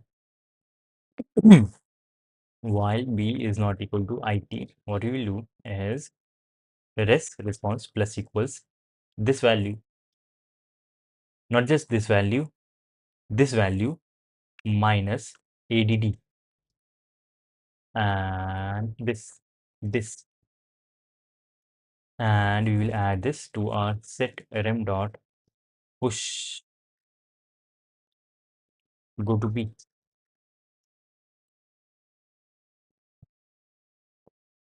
Now after this, b is no longer pointing to it. It is the first thing that is going to be non-zero. We need to remove all those numbers from our set now. So while b not empty, what we do is,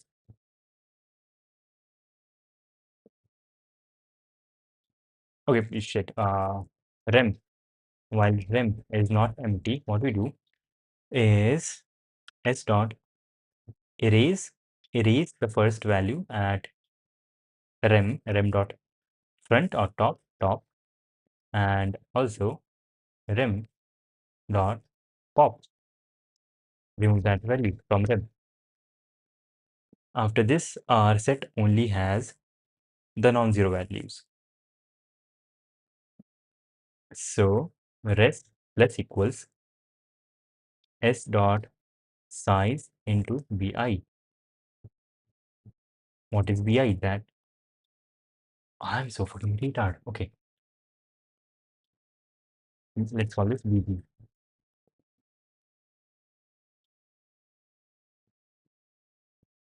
bb. Bi, because b is also the vector in which we are storing data, so we cannot do this. And also, let's make this a long so that we do not overflow. And yeah, that is cool. That is cool. And now we need to insert this new AI value. So if AI greater than BI, then S dot insert, then S dot insert AI minus BI plus add, else, and we also have to update our answer in our res plus equals AI BI. But if it is smaller than or equal to, then res plus equals AI. Yeah, just that. And do not add it to our set. Here, see out new line. Okay. Uh, what are the invariances? Do we have the invariances down the right? Nope, nope, nope, nope. Add plus equals. Yeah.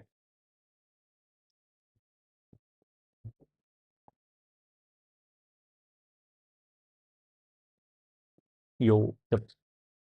Do this. Yep. Add. Only add. Only add, and increase adds value. And let me run this. And if this works, it will be no shit. It will not work. But we got a compilation error somehow. Stack. Stack was not included. What is a stack? Makes sense. What the heck is stack? That makes so much sense. And our LSP is off. Why is our LSP is not off?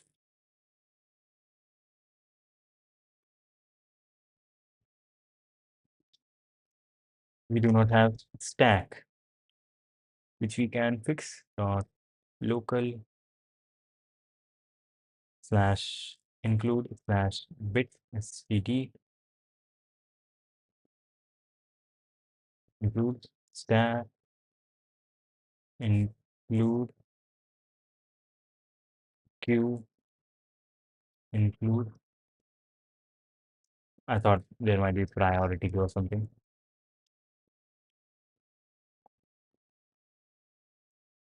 You must attach now. Attach back to this thing and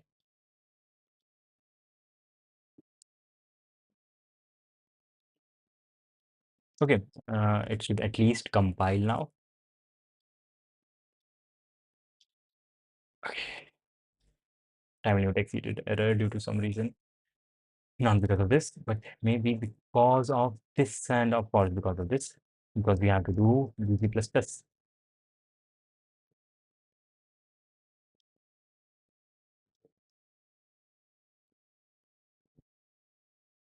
Okay, wrong answer is much better than something else, and that is actually correct. For this thing, it is correct.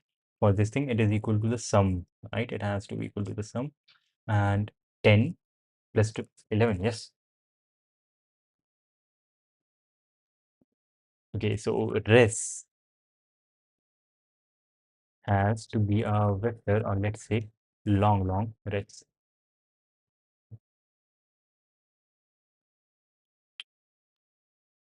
Res I equals res I equals 0.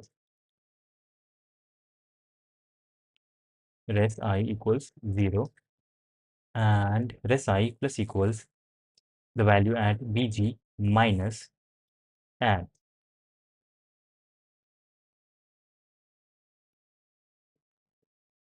Why do we have that? Because of this, all the values that will be reduced, and here res I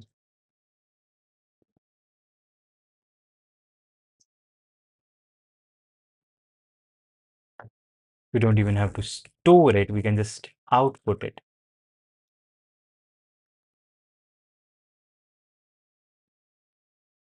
Sm equals 0. And let's say this whole thing, substitute whenever you see res I.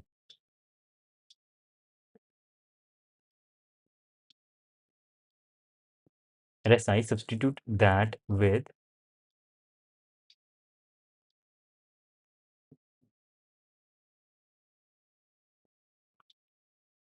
okay, there is some problem with the substitution command.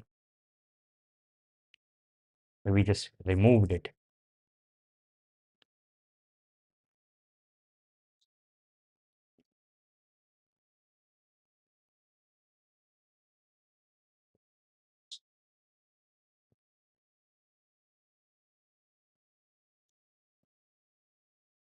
And at the end, see out sm and this or a new line depending on I equals n minus 1.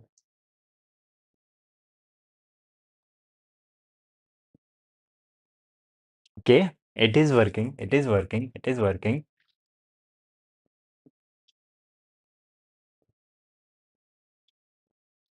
Now, how can we test if it is correct or not? There is one way. We can go through the whole code and see line by line if it is working or not. Like if it is logically correct or not. Or there is the like amazing way of delete the whole thing and rewrite it. Let's rewrite it. And this is not recommended during a contest. You do not want to rewrite your whole code during a contest. This is just for learning practices.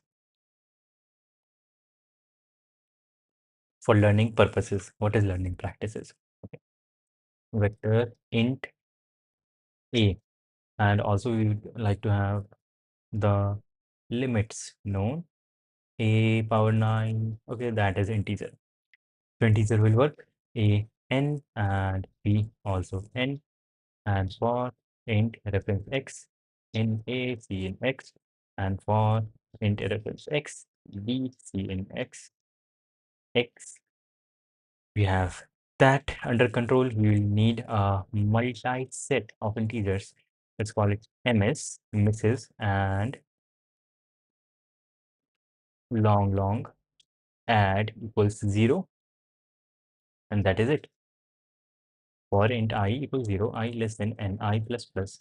Inside internally, we need to know, we need to have a iterator, and we will call this iterator on our ms, and we will find the upper bound for bi plus add.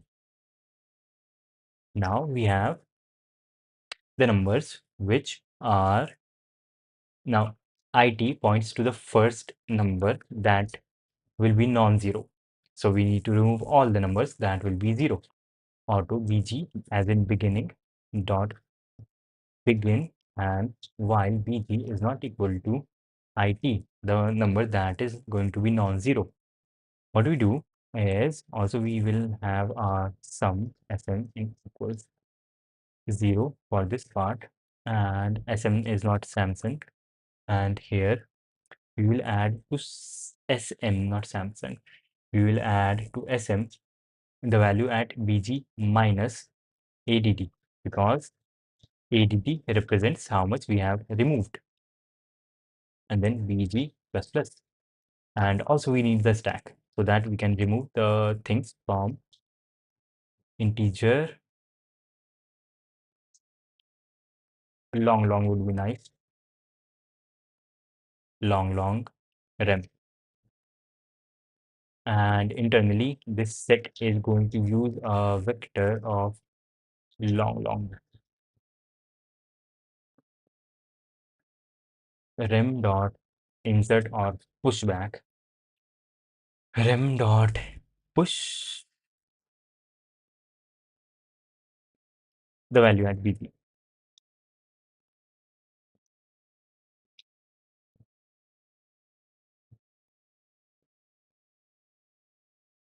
Maybe instead of a vector of long,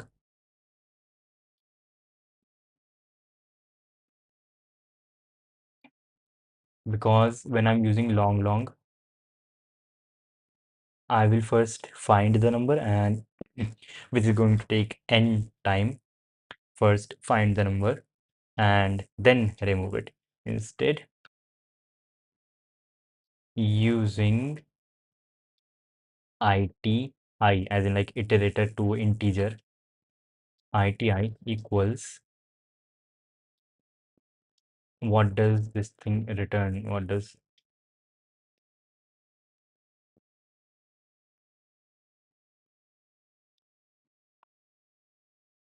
type of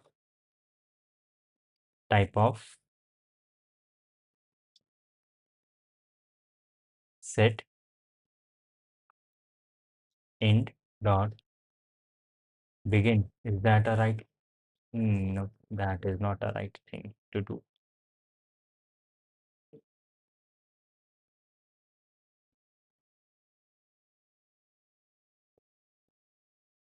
I guess instead of this, so can I use the using command here? Using, no, ms, type of ms dot begin, type of ms dot begin. Okay, cool. That does work. That does work. Cool. Okay, now we have this, and then we will go through our set and remove all of these values which are on our stack, while not rem dot empty. While it is not empty, we will do from our set, which is ms dot, we will do erase rem dot top, the number that is at the top of our stack, and then rem dot pop, we will remove it. So we have had the sum of all the values that are smaller, and we have also removed all those values from our set. Now sm plus equals ms dot size. We will get the size and multiply this by our current value, which is bi. Huh? Bi. Convert bi into long and multiply it by the size, because that is how many values, because that is how many values are greater than bi, and from them we will be able to reduce bi, subtract bi, and then add plus bi plus equals bi, add bi to our add. And now if ai is greater, strictly greater than bi, then first of all sum plus equals bi, and second of all ai plus equals add, because we haven't removed add from ai, and since we are adding stuff, I would like this to be long, and since that is the case, let me show you something amazing.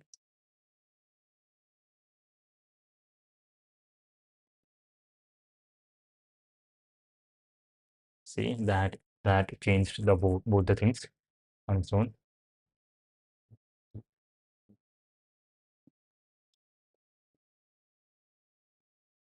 Yep, we are dealing with longs, and we have removed this, and after removing we will ms dot insert ai, ms dot insert ai plus add.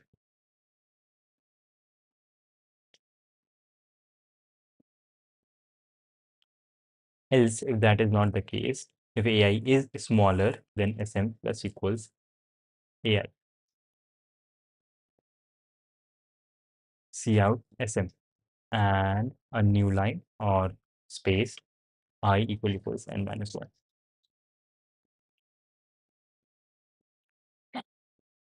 Heck, did you mean type def. Yes, I did mean type def instead of type of. Type def would be nice. They say substitute type of with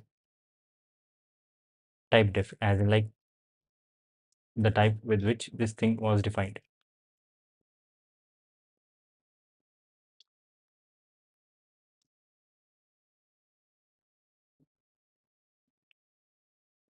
Oh shit. I guess it was def declare type. Declare type.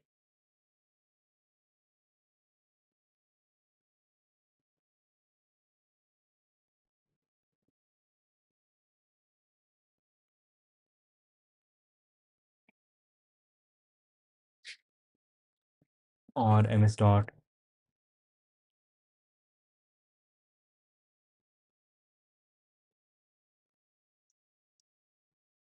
How do I get the type of iterator? Okay, okay. I have a very specific question. Yesterday was bad. Hello, by the way. Yesterday was not very good. I solved 3 questions during the contest and one after it. I only attempted 4 questions and got TLE in C, the even sum problem. Okay. And also almost coded the E problem multiplication. Yeah, same with me. I almost did E, but the contest was over. But I did E after the contest. But right now the main focus is not gaining rating, but instead gaining knowledge and experience. And that is cool. We are learning, so we can be happy about that and not kill ourselves do whenever we had a bad contest. So how do I get the iterator type for multi-set of int? Yep. Uh, Shit, I didn't say C++. Ah, iterator. Okay, my bad. Stack type is going to be multi-set of long iterator. I can just use that. Okay. Vector auto, no. Multi-set of long iterator. And something else. Yes, one more and run.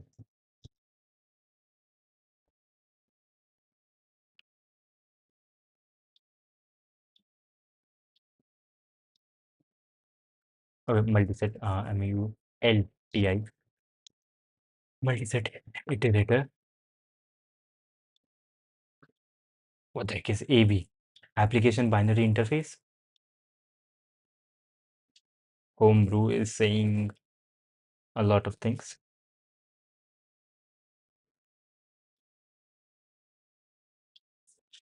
Okay, let's just go back to the basic thing where we were using long, and we will enter the use a vector of long rem, and you will have to change a few things here. Make this go to, and yeah, this will work. Okay, I will not look at what went wrong. It shouldn't be wrong. If auto it equals not if auto it equals add plus this, I am not incrementing the value of add. My bad. Add plus equals.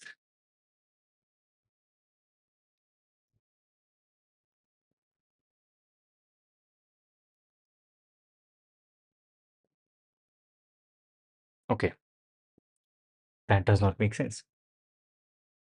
Sem starts at 0 it. Okay, it also makes sense.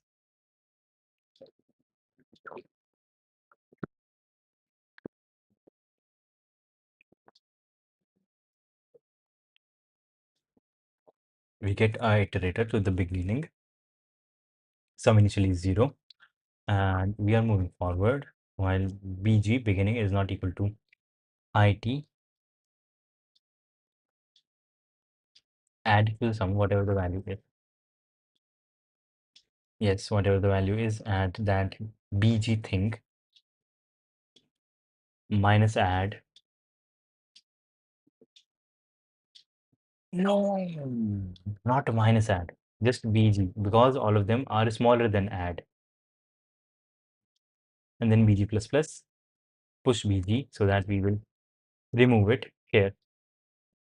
And then add to sum the remaining size of the set into the value BI. And do not do this twice, what the heck.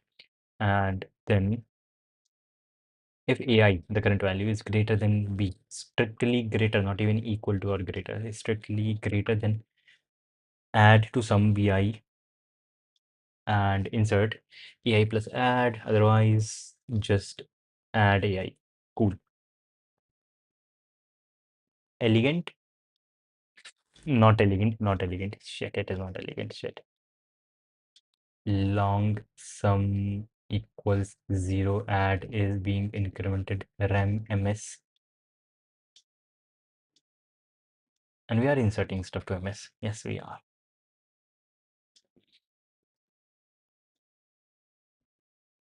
How can it be wrong?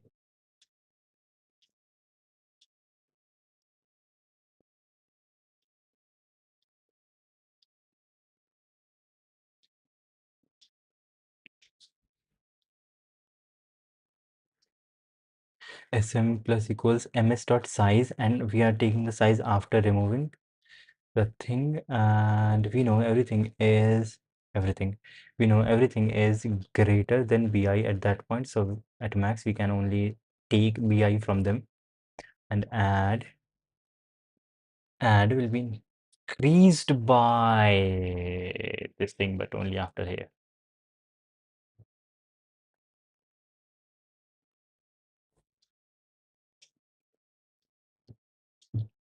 Yeah,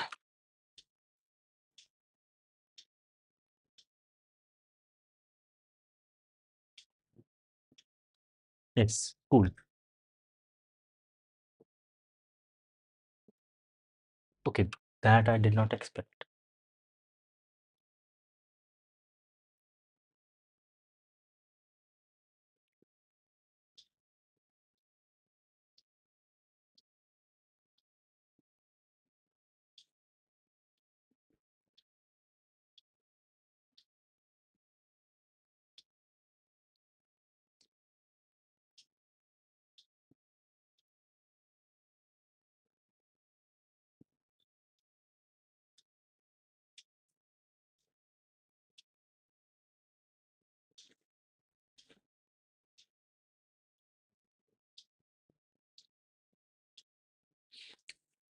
Sum initially equals 0.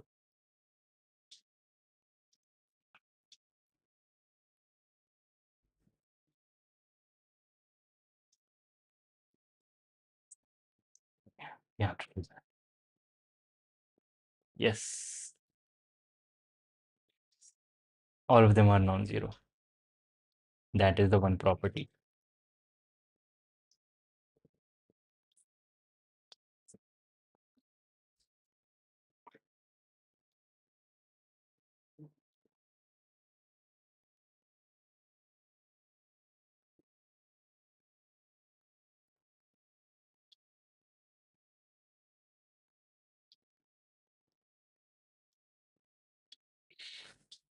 While bg is not equal to the iterator, it might be end or not. While rem is not empty, erase everything from there, and to sum add ms dot size into long bi, convert bi into long. I think it is already long. It is already long. I don't have to do twice. That is obviously not the mistake.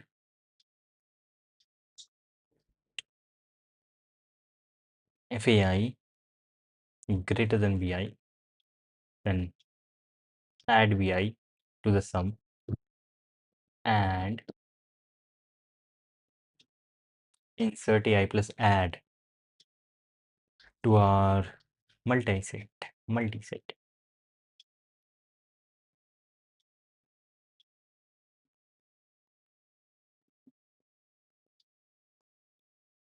Wait, this does not make sense. It was working a minute ago. It is not working now. It was a progress like in earlier contests. I was only able to solve two to three problems, but this time I was able to do almost five. Yes, that is a thing you can be proud of. Feel very happy. Which problem are you coding right now? What that reference to science is elegant. Yes. Shit, you got the reference. Shit. Okay. Yeah. Elegant. Elegant. It is very elegant. And I guess you got the reference 10 billion%. Yes, I do watch anime. But this is not very elegant. This is not very elegant. We would need a stone to throw at this and break this. Uh, but I am 10 billion% sure that I will be able to solve this. And there are a lot of references in these things. Mm,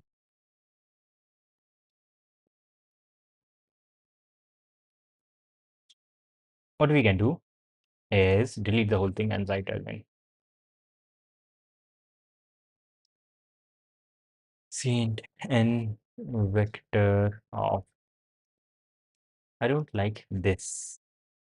Let's use long A size and B size n for long reference x A C in x for long x reference B C in x, and then multiset of long under the hood using vector long ms and a stack. The heck is this?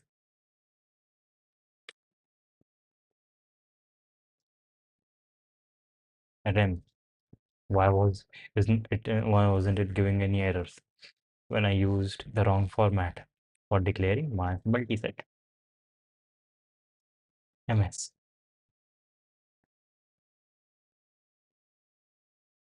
and long cmp equals 0 for int I equals 0, I less than n, I plus plus, and auto iterator equals ms dot upper bound for bi plus add. What is add? Good question. CNT. This will give us when I remove bi plus CNT from all of these numbers, all the numbers that will be non-zero. Auto bg is ms dot begin, and while bg is not equal to it, also long sm ms sm ms s, just couldn't write the right thing. Okay, sm plus equals the value at bg minus cnt, because that is how much we have, that is how much we have removed from all the values up until this point. And rem dot not insert but push back the value at bg. And yep, sum is updated. We have the sum of all the values which are going to be 0. Now we need to remove all of these values while not rem dot, while rem is not empty. What we will do is ms dot erase rem dot top and rem dot pop. Doing this thing after removing sm plus equals size ms dot, that would be the count of numbers whose value is greater. That makes so much sense. That makes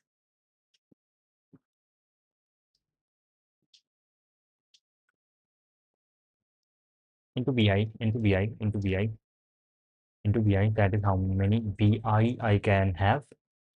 And yep. And if ai current value is greater than bi,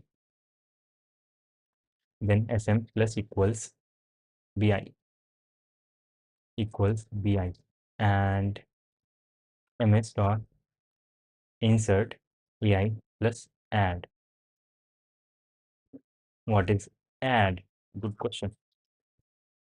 cnt. And what is insert? It is not insert, it is insert. Else sm plus equals ai. And why are we doing here ai plus cnt? We are doing that because whatever the cnt count is, we haven't removed that count from ai, right? So we will add it to compensate. But we have removed bi, that is why we are going to increase the count by bi.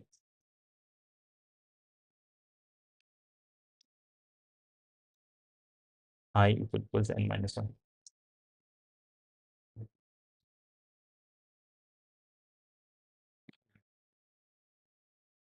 Not working. Yep. Stone. Stone word. Okay, we are getting wrong answer for these 1, 2, and what is wrong with this? What? Okay, 9, 17, and 5.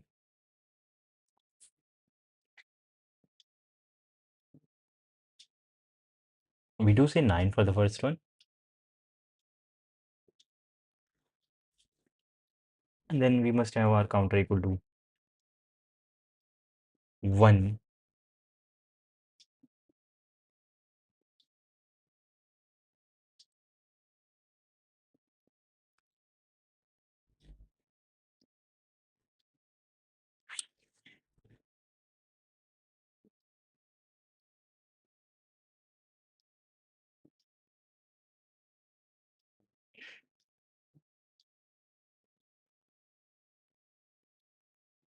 Yes, so what is wrong?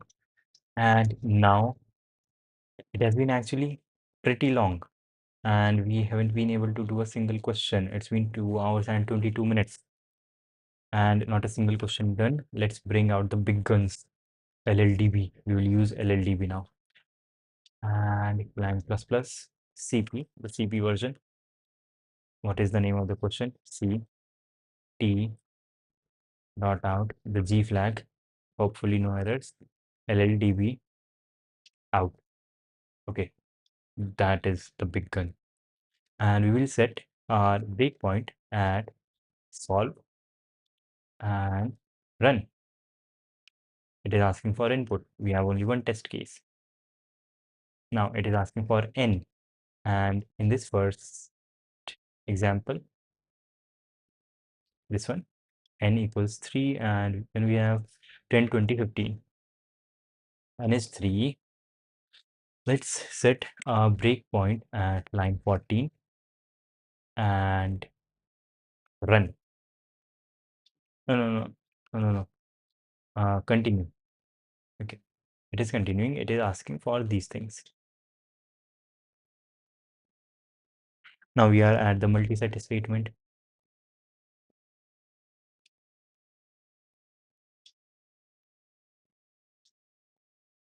Frame variable to get a list of all the variables that we have. At this point we have n equals to 3, and in A we have 10, 20, and 15, and in B we have 9, 8, 6, and in the multi-set is empty.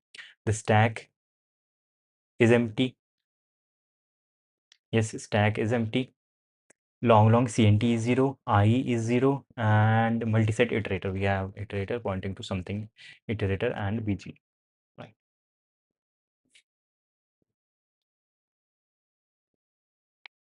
Next, SM is 0. Next, next. Okay, we do not go in. That makes sense because our set is empty right now.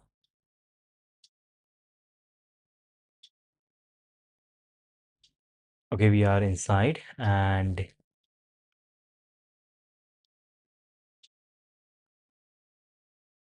print ms. What is ms? Ms has a single value now, which is 10. Now, next,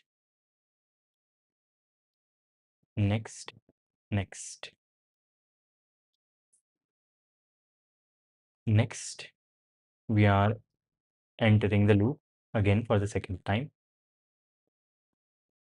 Now, frame variable to see all the variables and everything is same. In our multiset, we have 10 and this, and where is our CNT? CNT equals 9. Makes sense. So that when we are here, we have 10. So our iterator should point to the end right there. It should point to the end. Therefore, we should add 1 because of this. We can drink 1 quantity from this and we can drink 8 quantities from this. Therefore, 1 plus 8, 9. 9. That is what I expect. SM is initially 0. Now we are inside the set. Now what is print SM? It is 1. That is cool. And now BG is 1 plus. Now we are outside. Cool. Print rem. In print, we have this singular number. Okay. Shit. Okay. I get the subtle mistake. Here we are first iter increasing BG and then we are pushing it onto the stack. But instead, we should first push it onto the stack and then increase it.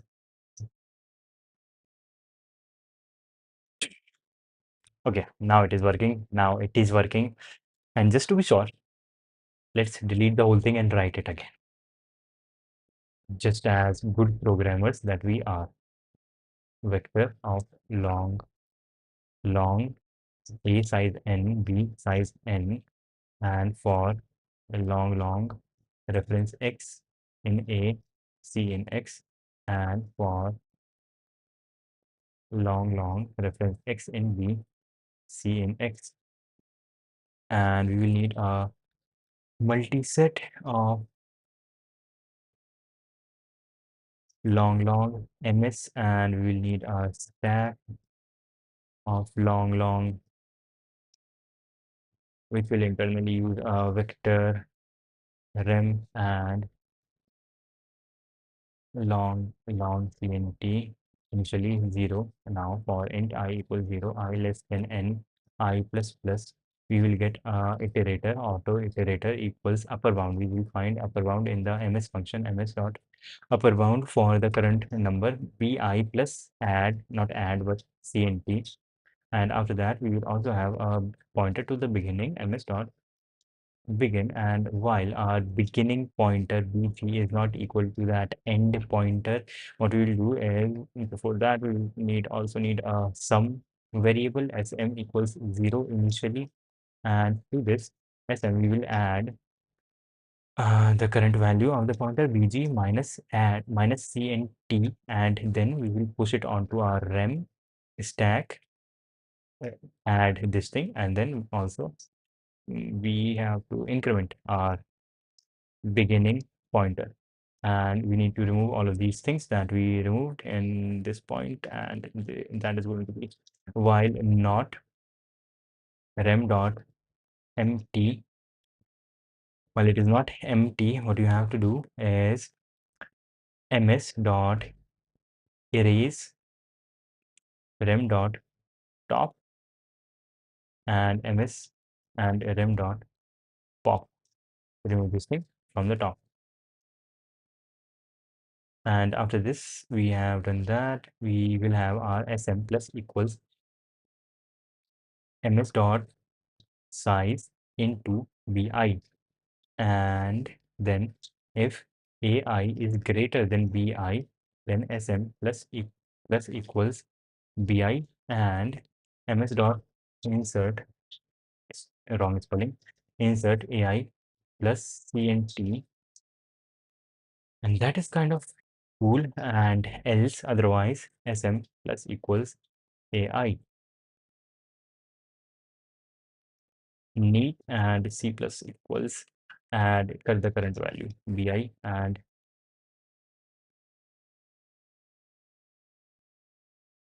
c out no, bi no c out sm and a space or a new line where I equals n minus 1.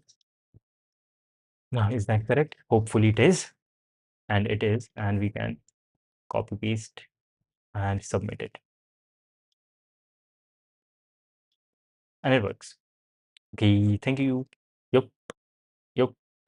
How are you?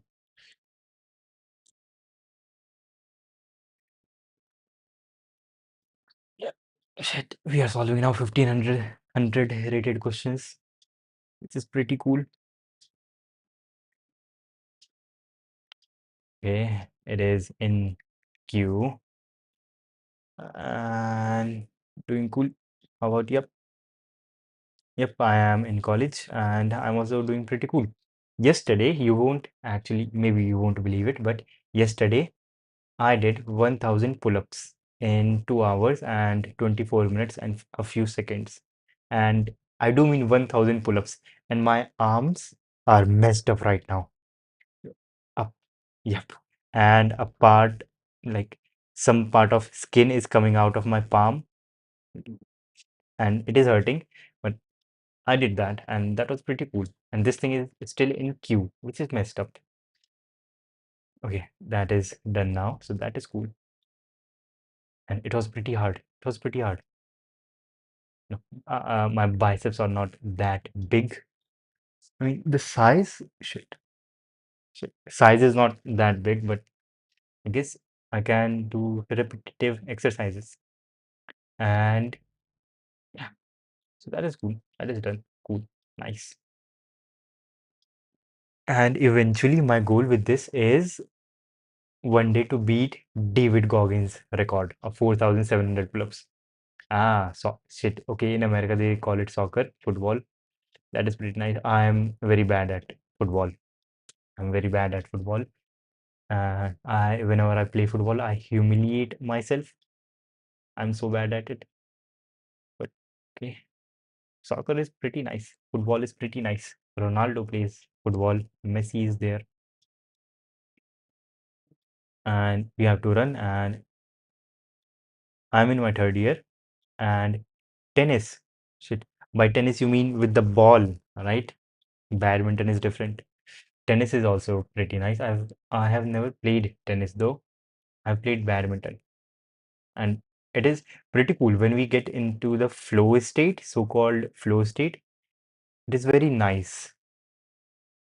You are watching everything. Everything makes sense. Baseball is very American. So, and yeah, whenever you are in that flow state, when you are playing a game, physical exercise, you are watching everything, you are attentive, and no matter where the ball is going to hit the ground, you will be there mm, at the correct time with your arms at the correct angle and everything, and you will be able to return the thing when you are in that flow state, and it feels pretty cool, very nice.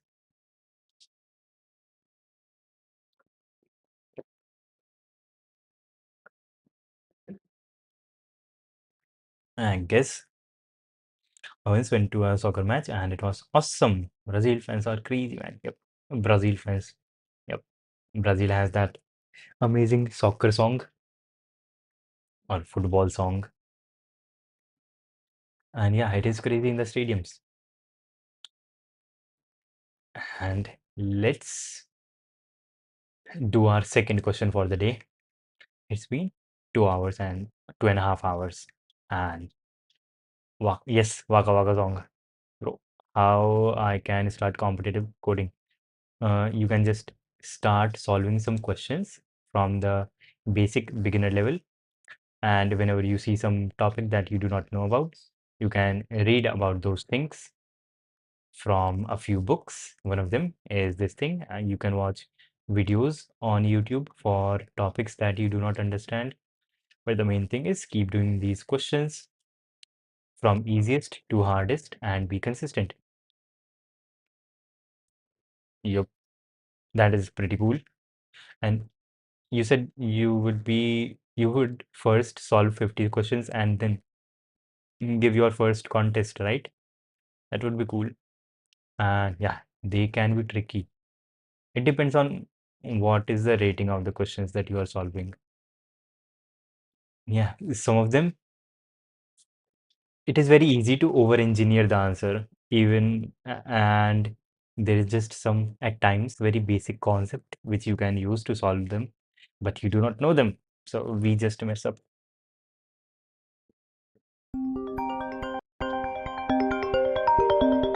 Okay, I am getting a call from my sister. We can talk later. Where is focus mode? Yeah. And 21. Yes, I am very old. Came to know something new. Uh-huh. Yep.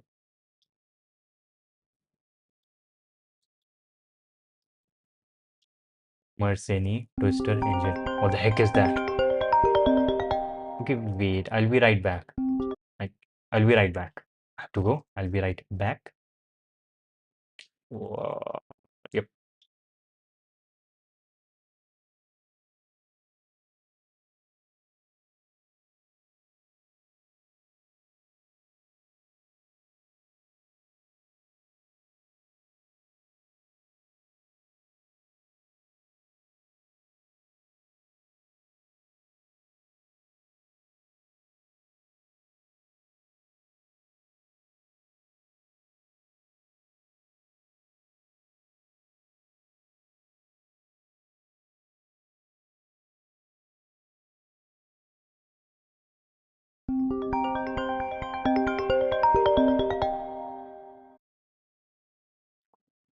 Yep. I am back. And cool.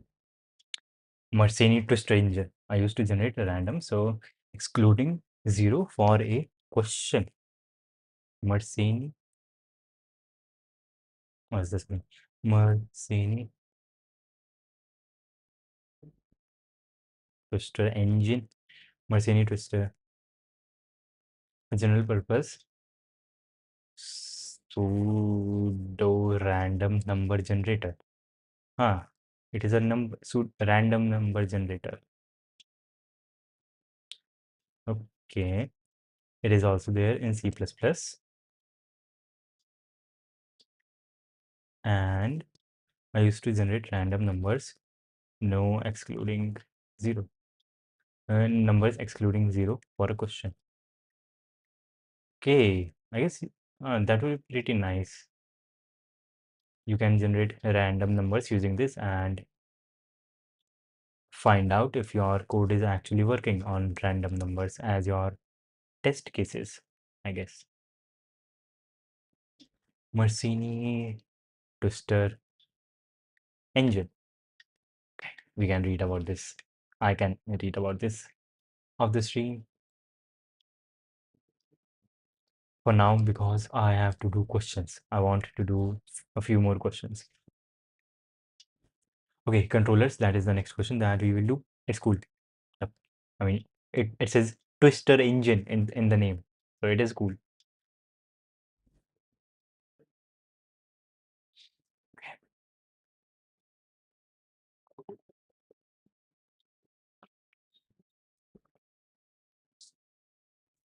Okay, and go. You are at your grandparents. Okay, someone can relate in the chat. and you are playing an old video game on a strange console. Your controller has only two buttons and each button has a number written on it. Initially your score is 0. The game is composed of n my phone is running out of battery. The game is composed of n rounds. For each I, the ith round works as follows.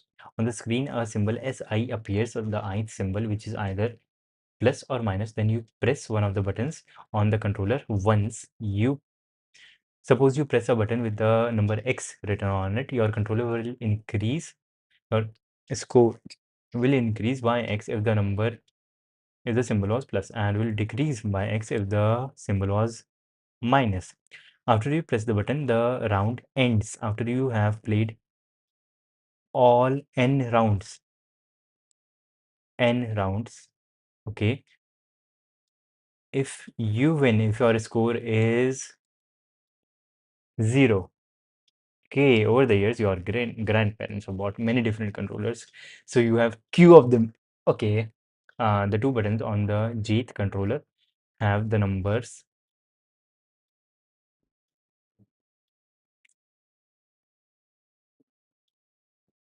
this written on them. For each controller you must compute whether you can win the game playing with that controller or not. That feels very much a dynamic programming like. This is the string.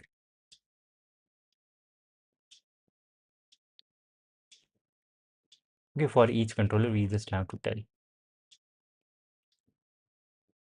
Okay,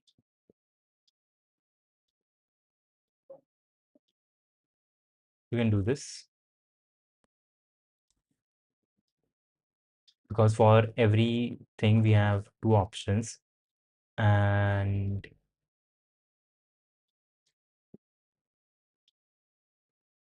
either we add this whenever we see a plus, we add this or this, and when we see a minus, we minus this or this, but we do not want to go down all the variations.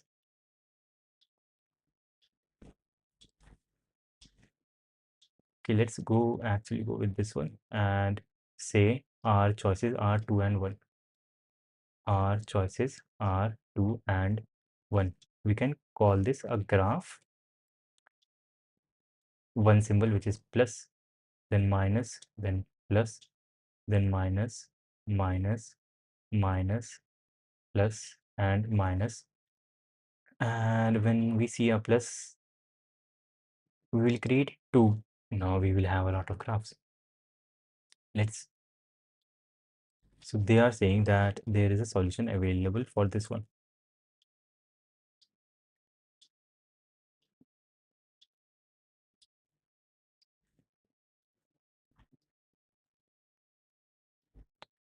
What is 5? There are five things. The first example, one way to get possible is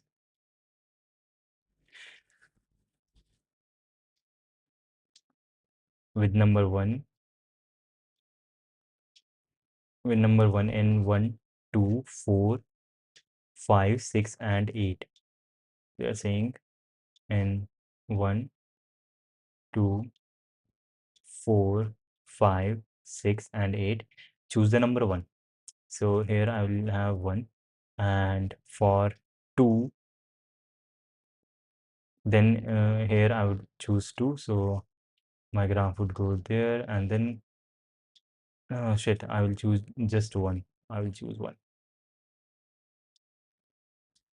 1 minus, so I will go back here, and then we'll choose 2. So we are here, up here, and then we will choose 1, minus 1, we are here. Then we will choose minus 1, we are here, and then we will choose minus 1 again. And then for this plus, we will go plus here. No, we will go to 1.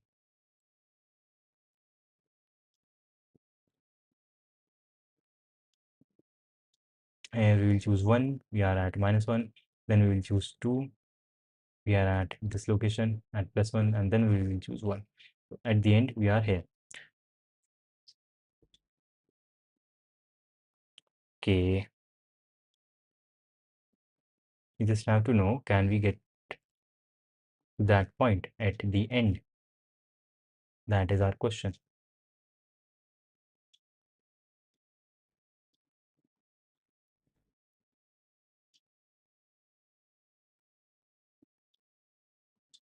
This is here and this is it. We start from some point. This is very much like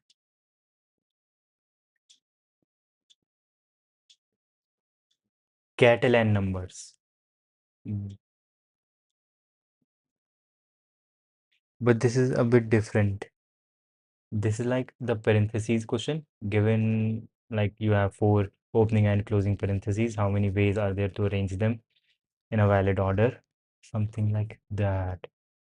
Plus minus. But in this question, we go up, we add our count, increase our counter by one whenever we see a opening parentheses, and decrease our counter by one whenever we see a closing parentheses. But here, the increase and decrease can have two possible values.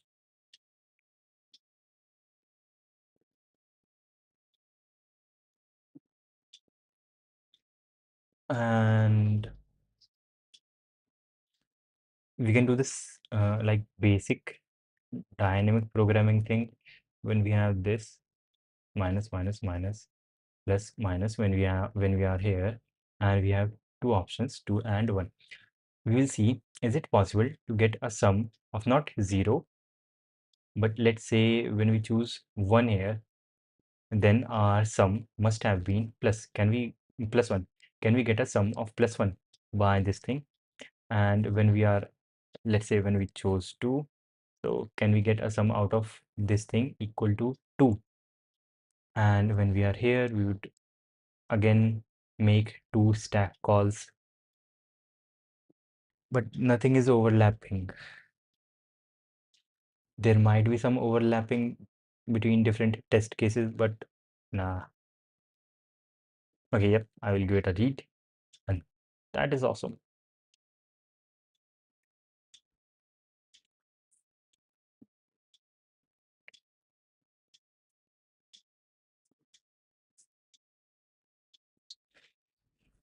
What do you do? Wait, is my screen? Yeah, everything is visible. That is fine. That is cool. I thought nothing was visible, and yep. Yeah. And what is the maximum length of this sequence? N can be very big. N can be very big, so I do not want to do 2 power n. That would be the total number of possibilities. I do not want to go through all the possibilities. That is not good.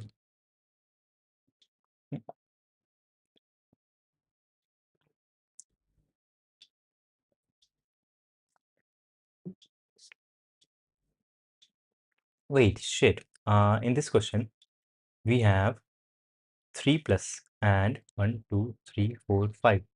5 minus. We have 5 minus, but the order does not matter. Shit, this is Diophantines equation. No, no, no, no, no. What is their LCM? LCM, I need to find their LCM, the two numbers, 2 and 1. The LCM is 2. How many 2's I need? LCM, what is their LCM? Yes, yep, LCM is 2. And to get to 2, I need 1, 2 in plus direction, plus or minus direction. And also 2 into 1, 2 types of 1.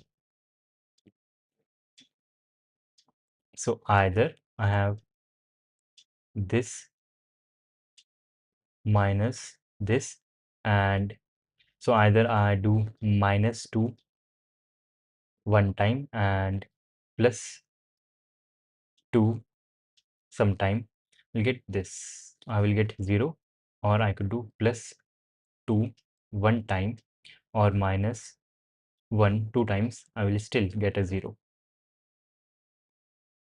And this is how the plus and minus are scattered.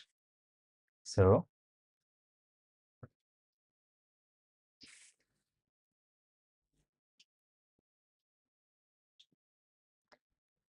let's say here I need 1 and 2, and I have these plus and 5 in some order. So let's say we keep subtracting from these two numbers,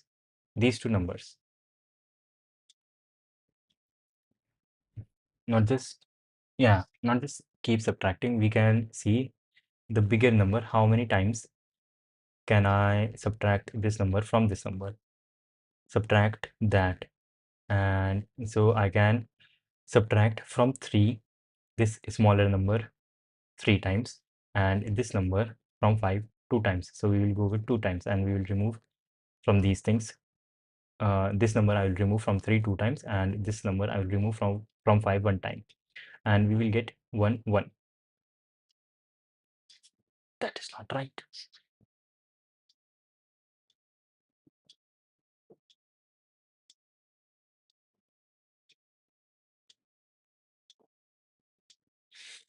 That is not right. Instead, the distribution should be something like 1 2 2 1 plus 1. We have 5 minus,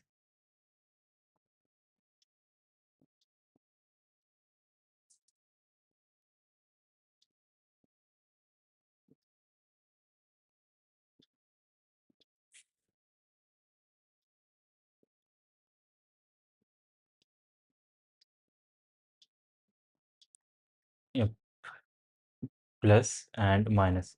For 1 plus, we will use 2, and then gain 2, and then a 1 for plus. And for minus, we will use a 1, another 1, and then a 2. Yep, and our answer will be 0 if we do that. Wait, no,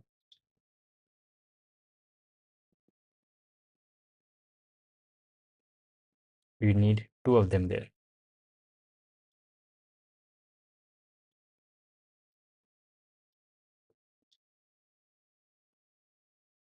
We are counted them wrong. How can we do that? What do we actually do here? Here we take, since there are only 4 plus, we take a 1 here, and we take a 2 here, and for plus again, we take a 2 here. Cool. And for minus, we are taking a 1. That also makes sense. I can use the same number again and again also. I can use the same number again and again also. Yes, shit. Yes, we can use the same number again and again. So the number of plus and the number of minus, we see 3 pluses and 5 minus. And then we subtract from the bigger number the smaller number. Not completely, but smaller number minus 1 maybe.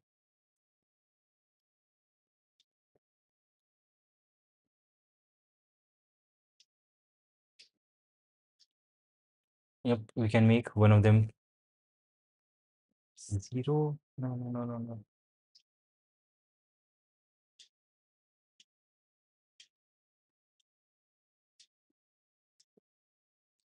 We want to make these equal. We want to make these equal.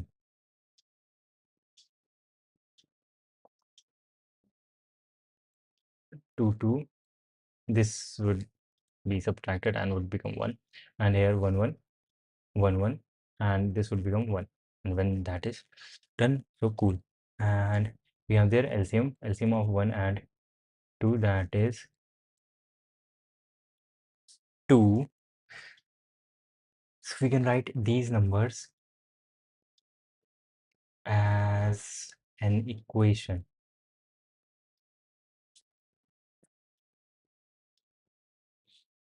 Let's make this a bit more general. Number of pluses is P and number of minuses is M, and the possible things, possible controls we have are A and B, and the LCM is L, let's call it L, and how many A it would take and how many B it would take is also something. Let's say it would take some amount of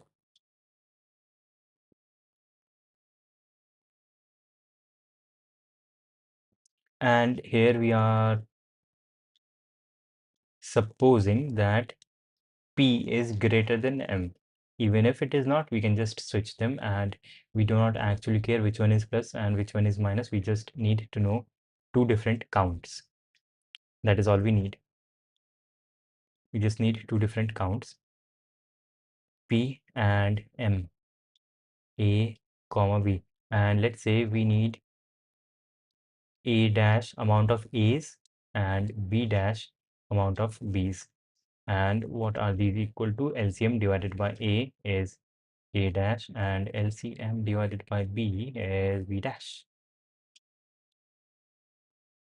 And we are supposing that this thing is greater than that, and we can actually swap A and B so that A is always greater than or equal to B. So let's say AI, therefore AI will be smaller than BI, because since A is greater than B or equal to B, therefore this number would be smaller than this number because denominator is larger here and here it is smaller. So A dash is smaller, and if that is the case, we want some amount of some number into A dash minus PM P minus some number X, A dash should be equal to M minus that same number into B dash. And if we know this, we can figure this out because we have P, we have A dash, we have B, we have X, M dash. We will be able to figure out what is X. And when we do that, we can just find M minus X P dash, and we can see if, no, we don't have to see. We just have to figure out the value of X. And if X is a like normal, natural, integral value, if that is the case, then we are cool. We can return yes, otherwise we'll return no. Let's rearrange this statement so that we will have B dash minus A dash into X equals M minus P, and X equals count of one thing minus the count of other thing by B dash minus A dash. If this thing is integer, then we have the answer. And let's remember that P is greater than M, and here BI is greater. BI is greater. So X is supposed to be negative. No, X is not supposed to be negative. BI is greater.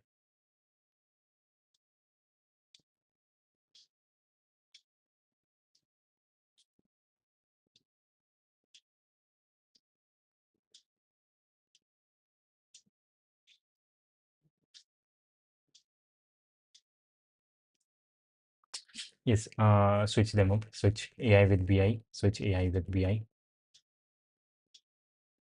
A dash with B dash. A dash with B dash. And we will find the value absolute P minus M divided by absolute value of a dash minus b dash. And if this thing is a integer, or we can figure them out like separately and see if this number at the top numerator, if it gives a remainder of 0 when divided by this number. And that is the whole question. That is the whole question. We can do this now.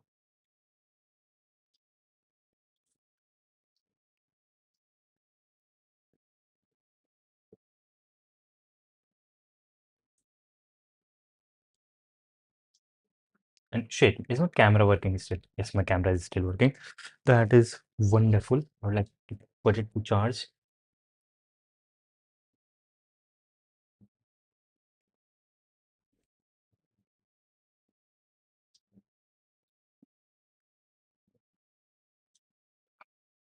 Yep, Team Impala's song is ringing in the ears.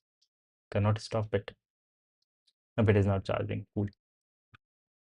And how is the input format? First, we get n, which is the size of this thing. We don't actually need this. We need the size of the queries. Boilerplate, 8, delete everything in here and go inside and delete everything in n, c in n, and in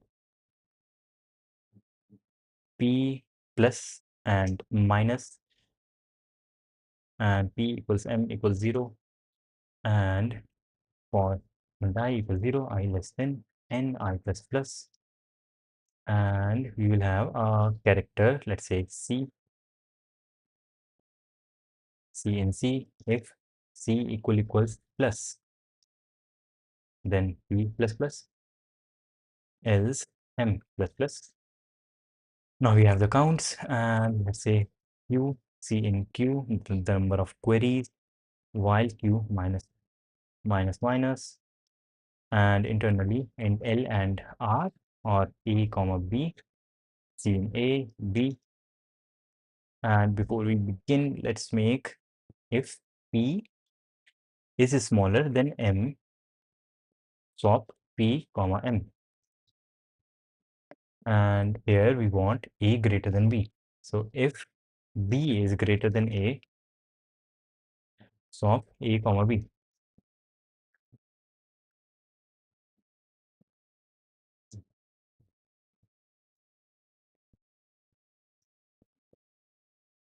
Yep. And then we need to find their LCM.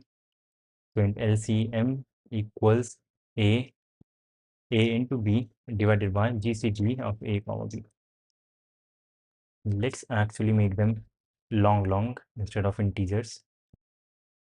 Substitute everything that says an integer with long globally.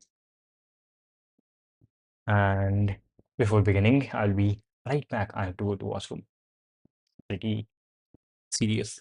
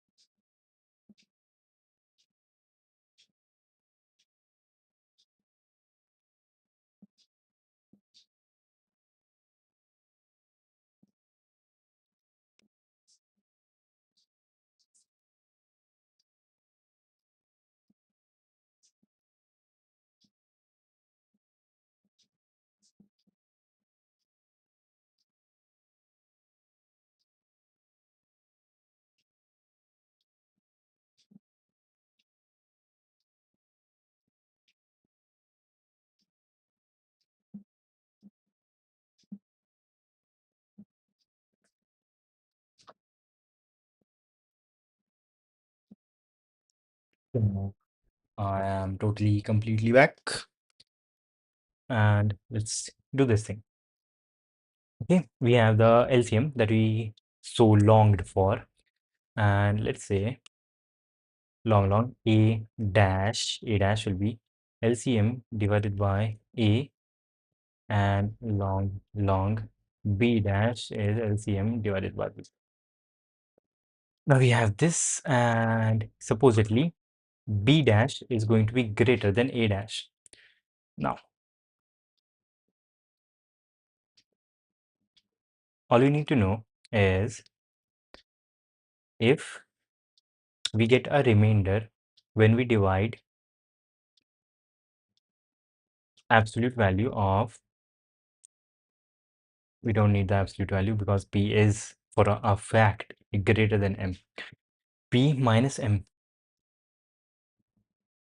remainder with, we know now B dash is greater than A dash. If we get a remainder, then C out no. And actually here we can do a little trick, a new line if not Q.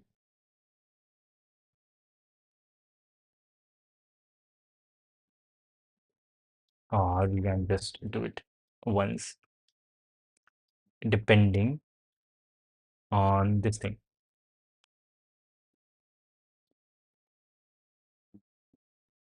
Paste that here and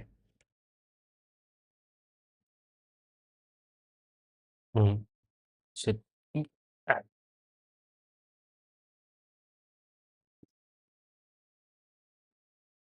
this question mark. If this thing is true, then no. Answer is no. If this thing is false, then answer is yes. And then space or new line depending on not Q. And hopefully, wait, shit, that is wrong for a fact. Yes, because we always put new line. We always have to put new line there.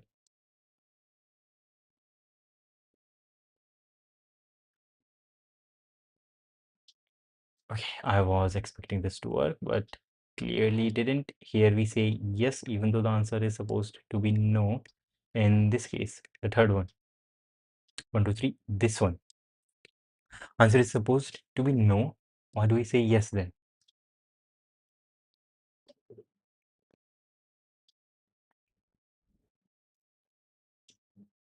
For 7 and 9.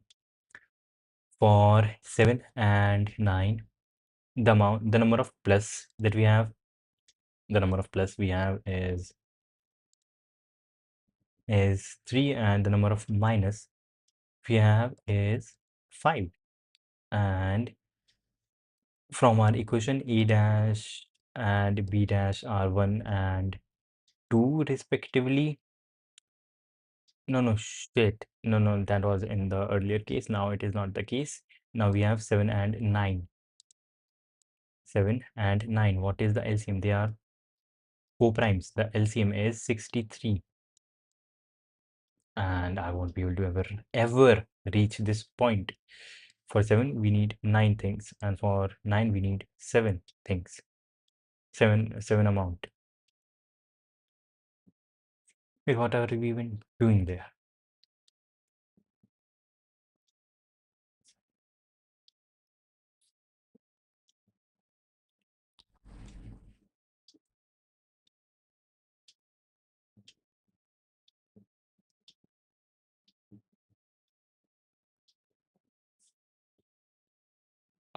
We messed up a little bit. We messed up a little bit in our equation.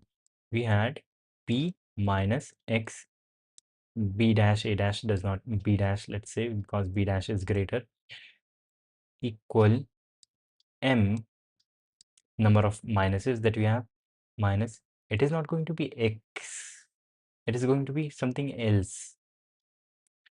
It is going to be something else. Let's call it X dash. And here we will have A dash. And what we will have is X plus X dash equals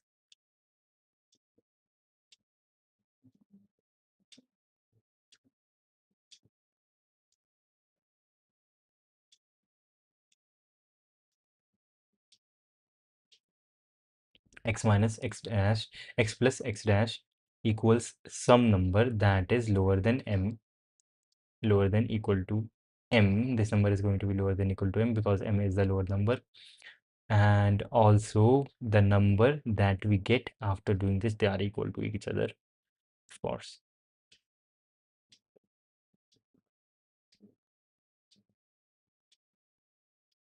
Wait, this is totally shit. Wait, this is totally wrong. This is literally